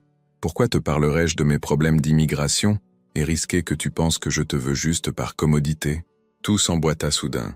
La façon dont il semblait parfois désespéré, la tristesse que je voyais occasionnellement dans ses yeux quand il pensait que je ne regardais pas, les fois où il avait commencé à dire quelque chose, et puis s'était arrêté. « Combien de temps as-tu » demandai-je. « 6 semaines, peut-être 7 si j'ai de la chance. Alors viens avec moi à Barcelone. Pas parce que tu as besoin de rester, même si ça aide d'une manière ou d'une autre, on peut trouver des options, mais parce que je veux que tu viennes. Parce que je ne peux pas imaginer commencer cette nouvelle vie sans toi dedans. Diego, tu ne peux pas simplement. Si je peux. » Je pris ses mains entre les miennes, entrelaçant nos doigts. Matteo, ces dernières semaines, tu m'as plus appris sur le courage, sur vivre authentiquement, sur ce que signifie vraiment ressentir, que quiconque dans ma vie. Tu m'as vu à mon pire, avec tous mes mensonges et mes peurs, et pourtant tu as continué à jouer pour moi. Tu as continué à m'attendre. Alors oui, je peux. Simplement te demander de venir avec moi, et j'espère que tu diras oui. Les larmes coulaient librement sur le visage de Matteo maintenant, brillant dans la lumière artificielle de la station. Tu sais à quel point ça sonne fou? Complètement fou, admis-je. Mais je crois que peut-être fou est exactement ce dont j'ai besoin. Qu'en dis-tu, Matteo? Vas-tu prendre une chance avec moi? Il me regarda pendant un long moment, ses yeux verts cherchant les miens comme s'il essayait de lire mon âme. Puis il sourit, ce sourire magnifique qui illuminait tout mon monde. « Oui, » murmura-t-il, « oui, je vais prendre une chance avec toi. » Je l'embrassai alors, là dans la station de métro où tout avait commencé, et je me fichais de qui nous voyait. Ses bras m'entourèrent, me tirant plus près, et je pouvais sentir son cœur battre contre le mien, un rythme parfait que je reconnaissais comme chez moi. Quand nous nous séparâmes enfin, nous sourions tous les deux à travers les larmes. « Alors, ça veut dire que je ne joue pas aujourd'hui ?» plaisanta Matteo regardant son clavier abandonné. « Définitivement pas. » Je l'aidai à se lever. On a des plans à faire, un appartement à chercher à Barcelone, et une toute nouvelle vie à imaginer ensemble. Tandis que nous marchions vers la sortie de la station main dans la main pour la première fois en public, je sentis quelque chose que je n'avais pas ressenti depuis des années. L'espoir. L'espoir que peut-être, juste peut-être, la fin d'une vie pouvait être le début d'une autre bien meilleure. Les 6 semaines suivantes furent un tourbillon d'activités et d'émotions qui oscillaient sauvagement entre l'euphorie et la terreur absolue. Matteo et moi nous déplacions ensemble à travers chaque jour, comme si nous apprenions une nouvelle langue, trébuchant parfois sur les mots mais comprenant le sens sous-jacent avec une clarté qui m'étonnait. La première nuit après que nous avions décidé de partir ensemble pour Barcelone, je l'emmenai à mon appartement. C'était la première fois que quelqu'un d'autre que moi voyait ma collection secrète de vinyles, mon tourne-disque caché, cette partie de moi que j'avais gardée si soigneusement cachée pendant des années. Matteo se tint au milieu de mon salon, regardant les boîtes de disques que j'avais sorties du placard, et il y avait des larmes dans ses yeux quand il se tourna vers moi. « Diego », murmura-t-il, prenant un des vinyles avec révérence. « C'est toi, la partie de toi que tu as cachée, la partie qui fait changer ta couleur du gris à l'or. » Cette nuit-là, nous dansâmes. Je mis la Comparsita sur le tourne-disque, et Matteo m'apprit les pas de base du tango que ma grand-mère avait essayé de m'enseigner quand j'étais enfant, mais que j'avais oublié. Son corps contre le mien, sa main ferme dans mon dos me guidant, sa voix douce à mon oreille comptant les temps, ce fut la chose la plus intime que j'ai jamais vécue. Le tango est une conversation, expliqua-t-il tandis que nous nous déplacions lentement dans mon salon vide. L'un mène, l'autre suit, mais les deux parlent tout le temps. C'est comme ce qu'on a nous, une conversation constante, même quand on ne dit pas de mots. Il avait raison. Chaque mouvement était une question et une réponse. Chaque tour une confession. Chaque pause un moment partagé de vulnérabilité. Quand la chanson se termina, nous restâmes enlacés au milieu du salon, sa tête reposant sur mon épaule, mon nez enfoui dans ses cheveux qui sentaient le shampoing citronné et quelque chose d'uniquement Matteo. « Je n'arrive pas à croire que c'est réel », murmurai-je contre son cou. « C'est réel, Diego. Nous sommes réels. » Il leva la tête pour me regarder, ses yeux verts, sérieux. « Et je sais que ça va être difficile. Je sais qu'il y aura des jours où tu regretteras tout ça, quand tu manqueras ton ancienne vie. »« Je ne manque déjà plus mon ancienne vie, » l'interrompis-je. Cette vie était une cage magnifique, mais c'était quand même une cage. Ça, toi, c'est la liberté. Il m'embrassa alors, lentement et profondément, et cette nuit-là nous restâmes éveillés jusqu'à l'aube, parlant de tout et de rien, construisant les fondations de quelque chose que nous espérions tous les deux qui durerait. Les jours suivants apportèrent des défis pratiques qui nécessitaient une attention immédiate. Trouver un appartement à Barcelone fut plus difficile que je ne l'avais anticipé. Chaque fois que nous trouvions quelque chose que nous pouvions payer et qui était près de mon nouveau travail, il y avait un problème. Trop petit, dans un quartier terrible où le propriétaire ne voulait pas louer à deux. Hommes célibataires vivant ensemble. Ce dernier rejet fit particulièrement mal. Nous avions vu un appartement parfait dans le barrio Gótico, avec des plafonds hauts et de grandes fenêtres qui laissaient entrer la lumière du soleil, comme si c'était du liquide doré. Le propriétaire, un homme âgé avec un crucifix pendu à son cou, nous avait regardé de haut en bas avec une désapprobation à peine dissimulée. « Désolé », avait-il dit avec un sourire faux. « On vient de le louer à quelqu'un d'autre. » Mais quand nous sortîmes, nous vîmes que le panneau « Se alquila » était toujours à la fenêtre. « Fils de pute », murmura Matteo, ses mains serrées en poing. Il n'essaie même pas de le cacher. Je me sentis impuissant et furieux. Ce n'était qu'un aperçu de ce à quoi nous ferions face. Des regards, des jugements, des rejets, qui viendraient simplement parce que nous osions exister authentiquement. On trouvera quelque chose de mieux, dis-je, essayant de paraître plus confiant que je ne l'étais. Et finalement, nous le fîmes. Un appartement d'une chambre à Gracia, un quartier bohème et coloré qui me rappelait ma lasagna. Le propriétaire était une femme catalane d'une 60aine d'années, avec des cheveux gris courts et des yeux bienveillants, qui nous regarda tous les deux et dit simplement « Le loyer est de 900 € par mois, plus les charges. Quand voulez-vous emménager ?» Quand nous signâmes le contrat, elle nous fit un clin d'œil. « Mon fils est gay aussi. Il vit à Amsterdam avec son mari. Alors pas de drames hétéros avec moi, compris ?» Matteo rit, ce son magnifique que je reconnaissais maintenant comme son expression pure de joie. Marché conclu, Señora Montserrat. Pendant ce temps, je clôturais ma vie à Madrid. Je démissionnais formellement de mon poste au studio, effectif dans 3 semaines. Mes collègues furent pour la plupart courtois, mais distants, sauf Patricia qui me serra fort dans ses bras et me fit promettre de lui rendre visite. « Tu vas être incroyable à Barcelone », dit-elle, essuyant ses yeux. « Et ce garçon à toi, prends-en soin, Diego. Les bons sont rares. »« Je sais, » répondis-je, la voix épaisse d'émotion. « Crois-moi, je sais. » Faire les cartons de mon appartement fut plus douloureux que prévu. Chaque objet que je mettais dans des boîtes apportait des souvenirs de la vie que je laissais derrière. La montre Omega de mon grand-père, que je décidais d'emporter malgré tout parce qu'il avait été l'un des rares membres de ma famille qui ne m'avait jamais jugé. Les livres d'architecture que j'avais collectionnés pendant des années. Les quelques photos de famille que j'avais, y compris une de ma grand-mère et moi quand j'avais 8 ans, tous les deux souriant largement dans son studio de danse. Matteo apparut un après-midi quand j'étais au milieu du chaos de cartons et de souvenirs. avec de la nourriture thaïlandaise à emporter, et ce sourire qui rendait tout moins accablant. Je t'ai apporté du pad thaï, annonça-t-il, m'embrassant sur la joue, et ma présence charmante pour égayer ta journée. Tu es ridicule, dis-je, mais je ne pus m'empêcher de sourire. Nous mangeâmes assis par terre entre les cartons, et Matteo me raconta sa journée. Il avait fait des arrangements pour envoyer ses quelques possessions à Barcelone, fermer son compte bancaire argentin qu'il avait gardé ouvert par nostalgie, dit au revoir aux quelques amis qu'il s'était fait à Madrid. « C'est étrange, admit-il, jouant avec ses nouilles. Je suis venu à Madrid en fuyant quelque chose, et maintenant je pars en poursuivant quelque chose. Ça semble différent cette fois. Mieux ? Demandai-je avec espoir. Beaucoup mieux. Il me regarda avec ses yeux verts que je pouvais maintenant lire si facilement. Parce que cette fois, je ne suis pas seul. 2 semaines avant notre déménagement, je reçus un message inattendu. C'était de Javier, mon frère. J'ai entendu ce qui s'est passé avec papa. Bien joué, petit frère. Si tu as besoin de quoi que ce soit, je suis là. Actuellement en Thaïlande, mais je peux voler jusqu'en Espagne si tu as besoin de moi. Je pleurais en lisant le message, des larmes de soulagement mélangées à de la douleur. Toute ma famille ne m'avait pas abandonné. Au moins mon frère comprenait ce que signifiait choisir la liberté plutôt que les attentes. Je lui répondis, lui racontant sur Matteo, sur Barcelone, sur comment enfin je vivais la vie que j'aurais dû vivre tout le temps. Sa réponse fut immédiate. « Fier de toi, Diego. Maman le sera aussi éventuellement. Papa ?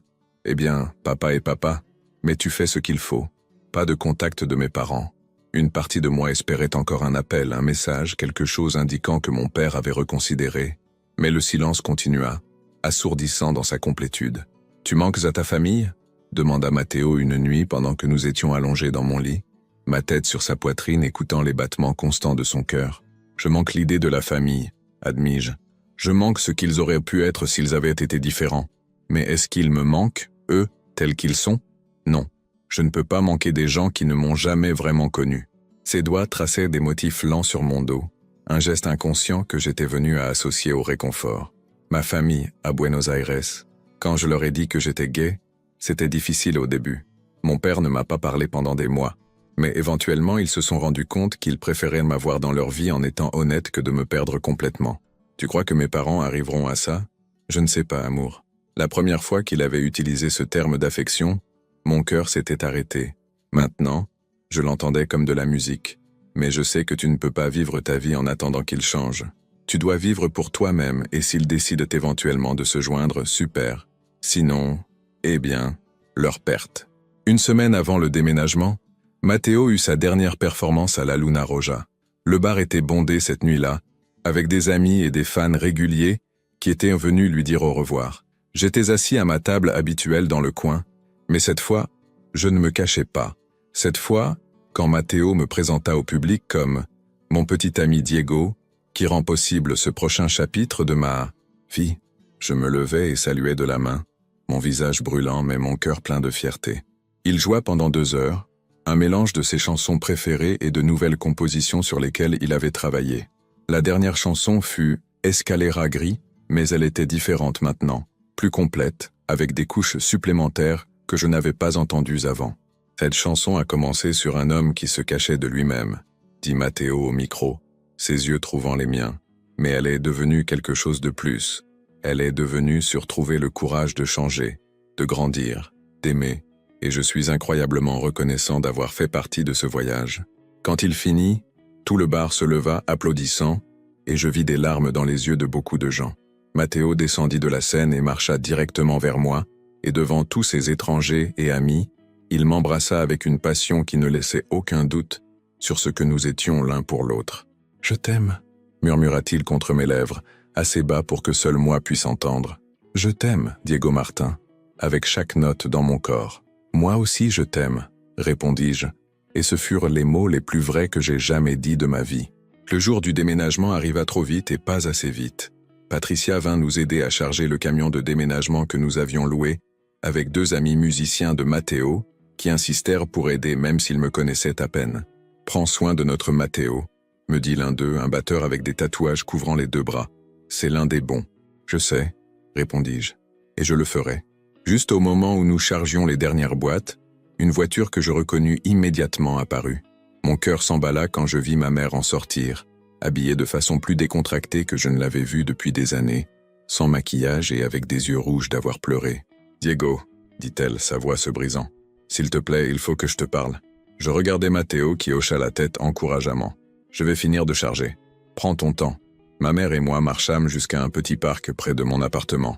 Nous nous assîmes sur un banc et pendant un long moment, aucun de nous ne parla. « Ton père ne sait pas que je suis ici, » commença-t-elle enfin. « Mais j'avais besoin de te voir avant que tu partes. J'avais besoin de m'excuser. » Ces mots me prirent par surprise. « T'excuser ? Pour ne pas t'avoir protégé, pour avoir permis à ton père de te pousser autant, pour ne pas avoir vu à quel point tu étais malheureux. » Les larmes coulaient librement sur ses joues maintenant. « Tu es mon fils, Diego, mon bébé, et j'ai échoué à te voir vraiment, à t'aimer pour qui tu es plutôt que pour qui ton père voulait que tu sois. » Ma propre gorge se serra d'émotion. « Maman, j'ai rencontré mon premier amour quand j'avais 18 ans, » continua-t-elle, sa voix distante avec le souvenir. Elle s'appelait Carmen. C'était une danseuse de flamenco, sauvage et belle, et complètement inappropriée pour la fille d'une famille respectable. Mon père m'a interdit de la voir, alors je me suis mariée avec ton père parce que c'était le choix sûr, le bon. Elle me regarda alors, et je vis des décennies de regrets dans ses yeux. J'ai passé 40 ans à me demander ce qui se serait passé si j'avais été courageuse. Et je ne vais pas te laisser commettre la même erreur, Diego. Je ne vais pas te laisser vivre une vie à moitié par peur. Maman, je ne savais pas. Personne ne savait. Personne ne sait encore, sauf toi maintenant. Elle essuya ses yeux. Ton père pourrait avoir besoin de temps, ou il pourrait ne jamais comprendre. Mais moi je te comprends, et je t'aime. Et je suis si fière de ton courage. Je la serrai dans mes bras alors, tous les deux pleurant sur ce banc du parc, guérissant quelque chose entre nous qui avait été brisé pendant des années. « Viendras-tu nous rendre visite ?» demandai-je quand nous nous séparâmes enfin. « À Barcelone ? J'adorerais. » Elle sourit, un vrai sourire que je n'avais pas vu sur son visage depuis des années. « Et je veux rencontrer Matteo correctement. Quiconque te rend si heureux mérite d'être dans cette famille. » Quand je revins à l'appartement, Matteo me regarda avec une question dans les yeux. Je souris simplement et hochai la tête, et son visage s'illumina de soulagement. « Prêt pour ça ?» demanda-t-il prenant ma main. « Prêt, » répondis-je. Le voyage à Barcelone prit 6 heures. Matteo et moi nous relayant pour conduire le camion de déménagement. Nous parlâmes de plans pour l'avenir, de comment nous décorerions l'appartement, d'où Matteo pourrait chercher des opportunités pour jouer. Nous parlâmes aussi de peur, de ce qui se passerait si les choses ne fonctionnaient pas, si nous découvrions que vivre ensemble était différent des fantasmes romantiques que nous avions construits. « Quand ça va fonctionner ?» dit Matteo avec confiance à un moment près de Saragosse. « Parce que nous allons tous les deux y travailler, parce que nous communiquons, parce que nous nous aimons. Comment es-tu si sûr ? Parce que je vois tes couleurs, Diego, et elles ont été constamment dorées et rouges pendant des semaines. Ça signifie quelque chose. Ça signifie que tu es heureux, que tu es vraiment vivant pour la première fois. » Nous arrivâmes à Barcelone au crépuscule, et la ville nous accueillit avec des lumières brillantes et l'odeur de la Méditerranée dans l'air. Notre appartement à Gracia était au 3e étage d'un vieux bâtiment, avec des balcons en fer forgé et des murs de couleur pastel qui semblaient en briller dans la lumière du soir. Nous passâmes cette première nuit à dormir sur des matelas par terre entourés de cartons, épuisés mais heureux. Matteo était blotti contre moi, sa respiration lente et régulière, et je regardais le plafond inconnu de cet endroit inconnu, en me sentant plus chez moi que je ne l'avais été depuis des années. Les semaines suivantes furent un processus d'ajustement. Mon nouveau travail était stimulant mais gratifiant de façon que mon poste précédent n'avait jamais été. Je travaillais sur la restauration d'un bâtiment du XVe siècle au cœur du Barrio Gótico, et chaque jour apportait de nouvelles découvertes, de nouveaux défis qui nécessitaient une vraie créativité, plutôt que de simplement suivre des formules établies. Matteo trouva du travail en jouant du piano dans un hôtel-boutique près des Ramblas 3 nuits par semaine, et il commença aussi à donner des leçons de piano à des enfants du quartier. Je le voyais s'épanouir de façon que je n'avais pas anticipée, devenant non seulement musicien mais enseignant, partageant son don avec d'autres qui étaient aussi affamés de beauté qu'il l'avait été un jour. Mais tout n'était pas facile. Il y eut des jours difficiles, des moments où les différences entre nous semblaient insurmontables. Matteo était naturellement désordonné, laissant des vêtements traînés et de la vaisselle non lavée, tandis que j'avais besoin d'ordre pour fonctionner. Il était spontané, voulant sortir explorer à minuit, tandis que j'avais besoin de routine et de structure. Nous eûmes notre première vraie dispute un mois après le déménagement. Ça avait été une longue journée au travail, et j'arrivais à la maison épuisé pour trouver l'appartement en désordre, et Matteo riant avec des amis musiciens dans le salon, la musique à fond. « Peux-tu baisser le volume ?» demandai-je plus brusquement que je ne l'avais prévu. Matteo me regarda, la surprise traversant son visage à mon ton. « Diego, il n'est que 9 heures, et je t'ai dit que les gars venaient. Tu me l'as dit? Quand? Ce matin, avant que tu partes. Eh bien, je ne m'en souviens pas, et je suis fatigué, Matteo. Je veux juste du silence. » Ses amis partirent rapidement, sentant la tension, et puis ce n'était plus que nous deux et le silence lourd des mots non dits. « C'est vraiment quoi ça ?» demanda enfin Matteo. « Le bruit ou quelque chose d'autre ?» Et puis tout sortit. Mes peurs de le décevoir, de ne pas être assez amusant ou spontané ou bohème pour son monde artistique. Mon anxiété sur l'argent maintenant que je soutenais 2 personnes avec mon salaire pendant que Matteo construisait sa carrière musicale. Ma solitude sans Patricia ou aucun de mes vieux amis près. Matteo écouta tout, puis me serra fort dans ses bras. « Diego, je n'ai pas besoin que tu sois quelqu'un que tu n'es pas. Je t'aime parce que tu es prudent et structuré et réfléchi. Je t'aime parce que tu me donnes de la stabilité quand ma vie est chaotique. Mais tu dois communiquer avec moi. Je ne peux pas lire dans tes pensées, même si je peux voir tes couleurs. Je sais, je suis désolé, je suis encore en train d'apprendre. Comment faire ça? Comment faire partie d'un « nous » plutôt que juste d'un « moi ». Alors apprenons ensemble. » Il embrassa mon front doucement. « Et la prochaine fois que tu as besoin d'espace ou de silence, dis-le-moi juste. Je n'ai pas de problème à aller ailleurs avec mes amis, mais tu dois utiliser tes mots, amour. » Cette nuit-là, nous établîmes de nouvelles règles. Des horaires pour quand les gens pouvaient venir. Des systèmes pour garder l'appartement organisé qui fonctionnait pour nous deux. Des check-ins hebdomadaires, où nous parlions de comment nous nous sentions vraiment. Ce n'était pas romantique ou passionné, mais c'était réel. Et j'appris que parfois le réel valait mieux que la fantaisie. 3 mois après le déménagement, quelque chose de merveilleux arriva. Je reçus un appel de Matteo pendant que j'étais au travail. Sa voix si excitée que je pouvais à peine le comprendre. « Diego, il faut que tu rentres à la maison. Tout de suite. » Qu'est-ce qui s'est passé? Tu vas bien? Mieux que bien, viens juste, s'il te plaît. Je quittais le travail tôt, plutôt que de simplement suivre des formules établies. Matteo trouva du travail en jouant du piano dans un hôtel-boutique près des Ramblas 3 nuits par semaine. Et il commença aussi à donner des leçons de piano à des enfants du quartier. Je le voyais s'épanouir de façon que je n'avais pas anticipée, devenant non seulement musicien mais enseignant, partageant son don avec d'autres qui étaient aussi affamés de beauté qu'il l'avait été un jour. Mais tout n'était pas facile. Il y eut des jours difficiles, des moments où les différences entre nous semblaient insurmontables. Matteo était naturellement désordonné, laissant des vêtements traînés et de la vaisselle non lavée, tandis que j'avais besoin d'ordre pour fonctionner. Il était spontané, voulant sortir explorer à minuit, tandis que j'avais besoin de routine et de structure. Nous eûmes notre première vraie dispute 1 mois après le déménagement. Ça avait été une longue journée au travail, et j'arrivais à la maison épuisé pour trouver l'appartement en désordre, et Matteo riant avec des amis musiciens dans le salon, la musique à fond. « Peux-tu baisser le volume ?» demandai-je plus brusquement que je ne l'avais prévu.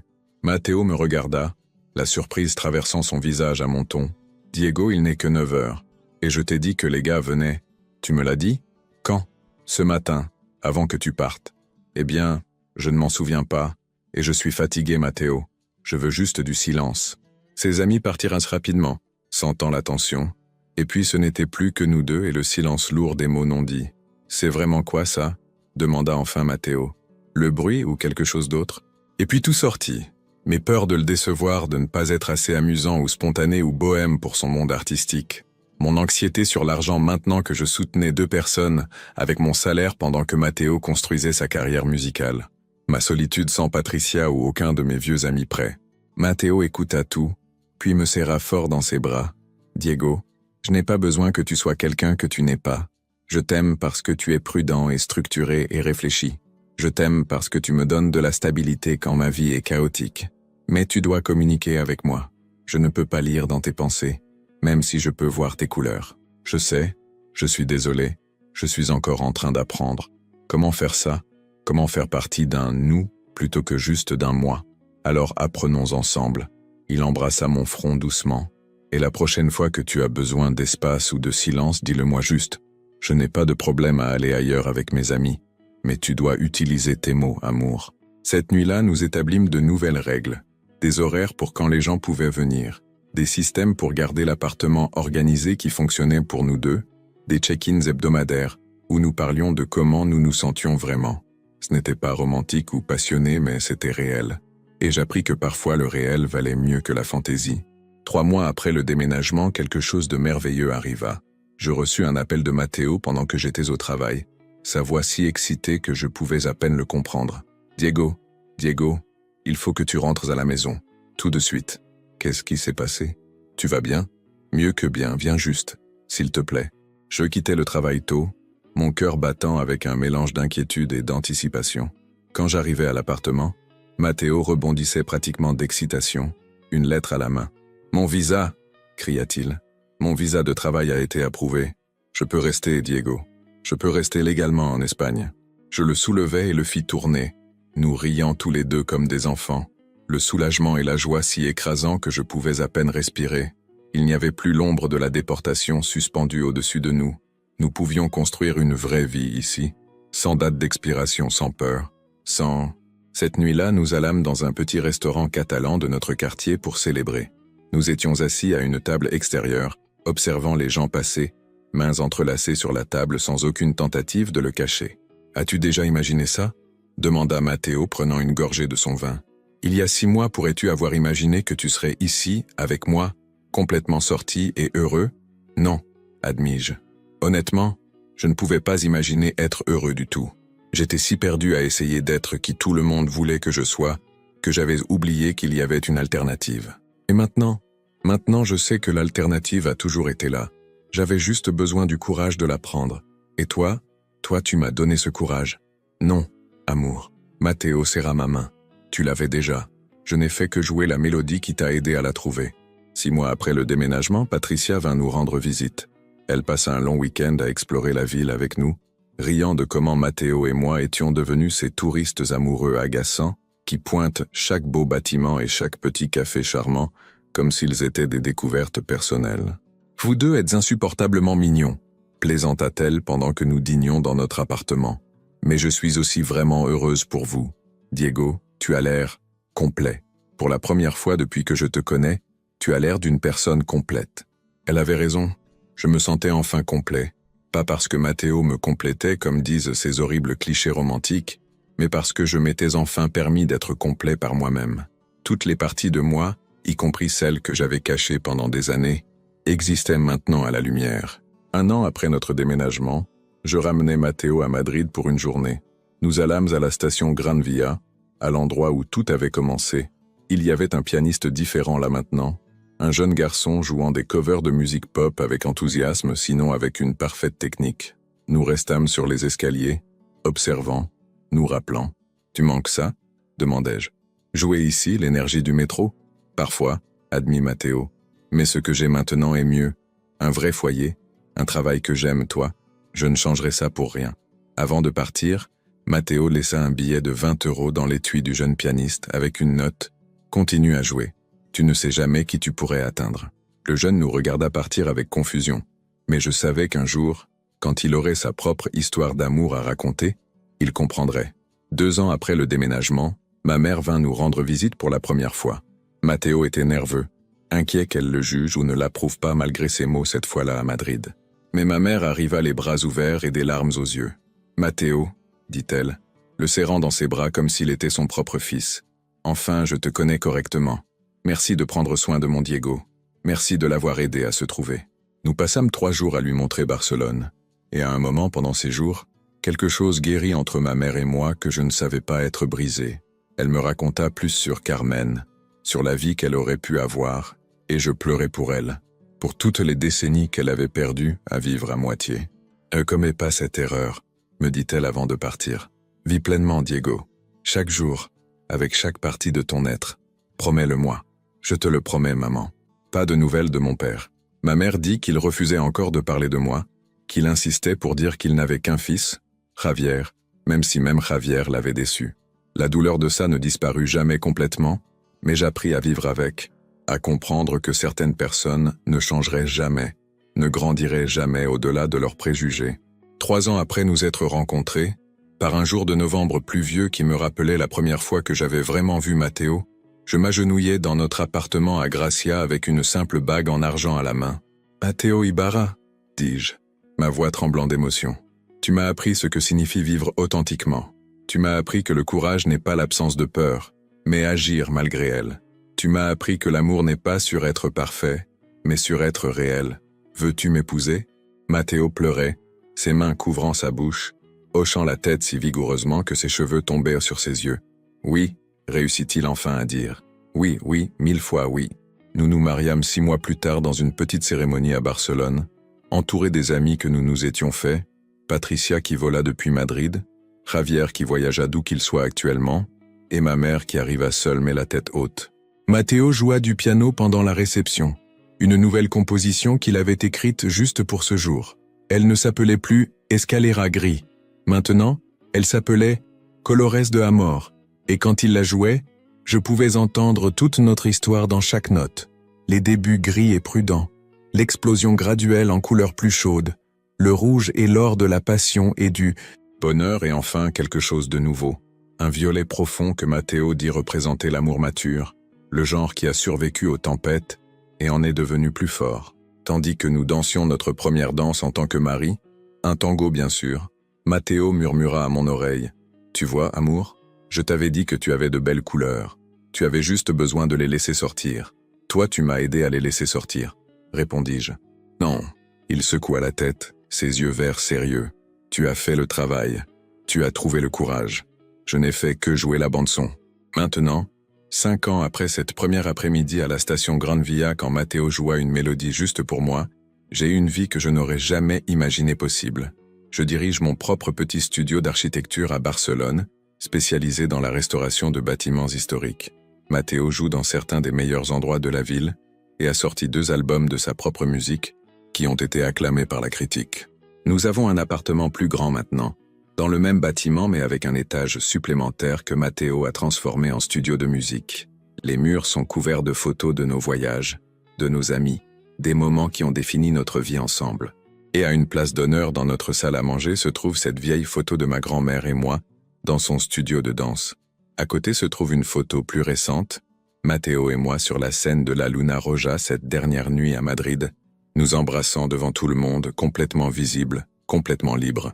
Il y a encore des jours difficiles, des moments où mon père me manque malgré tout, où je souhaiterais pouvoir partager mes succès avec lui. Moments où Matteo et moi nous heurtons, parce que nous sommes fondamentalement des personnes différentes qui apprennent à construire une vie commune. Moments où le monde extérieur nous rappelle que tout le monde n'approuve pas qui nous sommes ou comment nous aimons. Mais ces moments sont éclipsés par les matins où je me réveille avec Matteo blotti contre moi, sa respiration chaude sur mon cou, par les après-midi où je rentre à la maison et le trouve au piano, si absorbé par sa musique qu'il ne m'entend pas entrer, et je peux simplement l'observer dans son élément. Par les nuits où nous dansons le tango dans notre salon, nos corps connaissant si bien les mouvements de l'autre que c'est comme respirer. Aujourd'hui est un mardi ordinaire en novembre, et je suis en route pour rentrer du travail. Je passe par la station de métro Fontana, notre arrêt local, et j'entends de la musique de piano flotter d'en bas. Par curiosité, je descends les escaliers. Il y a une jeune pianiste là, pas plus de 20 ans, jouant une pièce de jazz magnifique. Son étui est ouvert devant elle avec quelques pièces dedans, et elle a l'air un peu perdue, un peu pleine d'espoir, exactement comme Matteo devait l'être quand il jouait à Madrid. Je m'arrête pour écouter et quand elle termine sa chanson, je mets un billet de 50 € dans son étui. « Continue à jouer, lui dis-je. Tu ne sais jamais qui tu pourrais atteindre. » Elle me regarde avec des yeux grands et reconnaissants. « Merci, monsieur, ça signifie beaucoup. » Tandis que je remonte les escaliers vers la lumière du soleil, je pense à toutes les mélodies qui ont façonné ma vie. La musique de ma grand-mère, les tangos qui me connectent à mes racines, les compositions de Matteo qui m'ont aidé à me trouver, et maintenant, les nouvelles mélodies que nous continuons à créer ensemble chaque jour, en improvisant au fur et à mesure, trébuchant parfois mais toujours avançant. Quand j'arrive à notre appartement, Matteo est sur le balcon en train d'arroser les plantes qu'il insiste pour garder même si je n'ai pas la main verte. Il se tourne quand il m'entend entrer, et son visage s'illumine de ce sourire qui, après toutes ces années, fait encore accélérer mon cœur. « Salut, amour », dit-il, et dans ces 2 mots j'entends tout notre passé et tout notre avenir, toutes les luttes et tous les triomphes, toute la musique que nous avons faite et que nous ferons encore. « Salut », réponds-je, traversant l'espace entre nous, et l'embrassant lentement, savourant ce moment ordinaire et extraordinaire. Parce que c'est ce que j'ai appris dans ce voyage depuis ces escaliers gris dans le métro, jusqu'à cette vie en couleur que nous avons construite. Le courage n'est pas un acte unique et grandiose. Ce sont 1000 petites décisions quotidiennes d'être honnête, d'être vulnérable, de choisir l'amour plutôt que la peur. Et chaque jour, quand je descends les escaliers de notre vie ensemble, Matteo joue encore une mélodie rien que pour moi. Ce n'est plus gris, c'est maintenant toute une symphonie de couleurs, rouge et doré et violet, et des tons dont je n'ai même pas de nom. Une musique que seuls nous pouvons entendre, une musique que nous avons créée ensemble note par note, décision par décision, baiser par baiser. C'est mon histoire. L'histoire de comment j'ai arrêté de m'enfuir de moi-même et appris à courir vers quelque chose de plus grand, de plus beau, de plus réel que ce que j'avais jamais imaginé possible. Et si je pouvais revenir en arrière et dire quelque chose au Diego qui était sur ces escaliers il y a 5 ans, terrifié et perdu, et si désespérément en besoin de changement, je lui dirais ceci: descends ces escaliers, écoute cette mélodie, laisse-la te changer, parce que de l'autre côté de la peur, il y a une vie qui t'attend qui est plus belle que tu ne peux l'imaginer. Une vie en couleur, une vie en musique, une vie en amour. Et ça vaudrait chaque moment de peur, chaque moment de douleur, chaque moment d'incertitude. Parce que l'amour réel et vrai et complet, vaut toujours la peine. Toujours. Si tu as aimé cette histoire, n'oublie pas de liker et de t'abonner à la chaîne. Et s'il te plaît, laisse-moi dans les commentaires une note de 0 à 10 et dis-moi ce que tu as le plus aimé chez Diego et Matteo. Ton avis est très important pour moi. Merci de m'avoir accompagné dans ce voyage.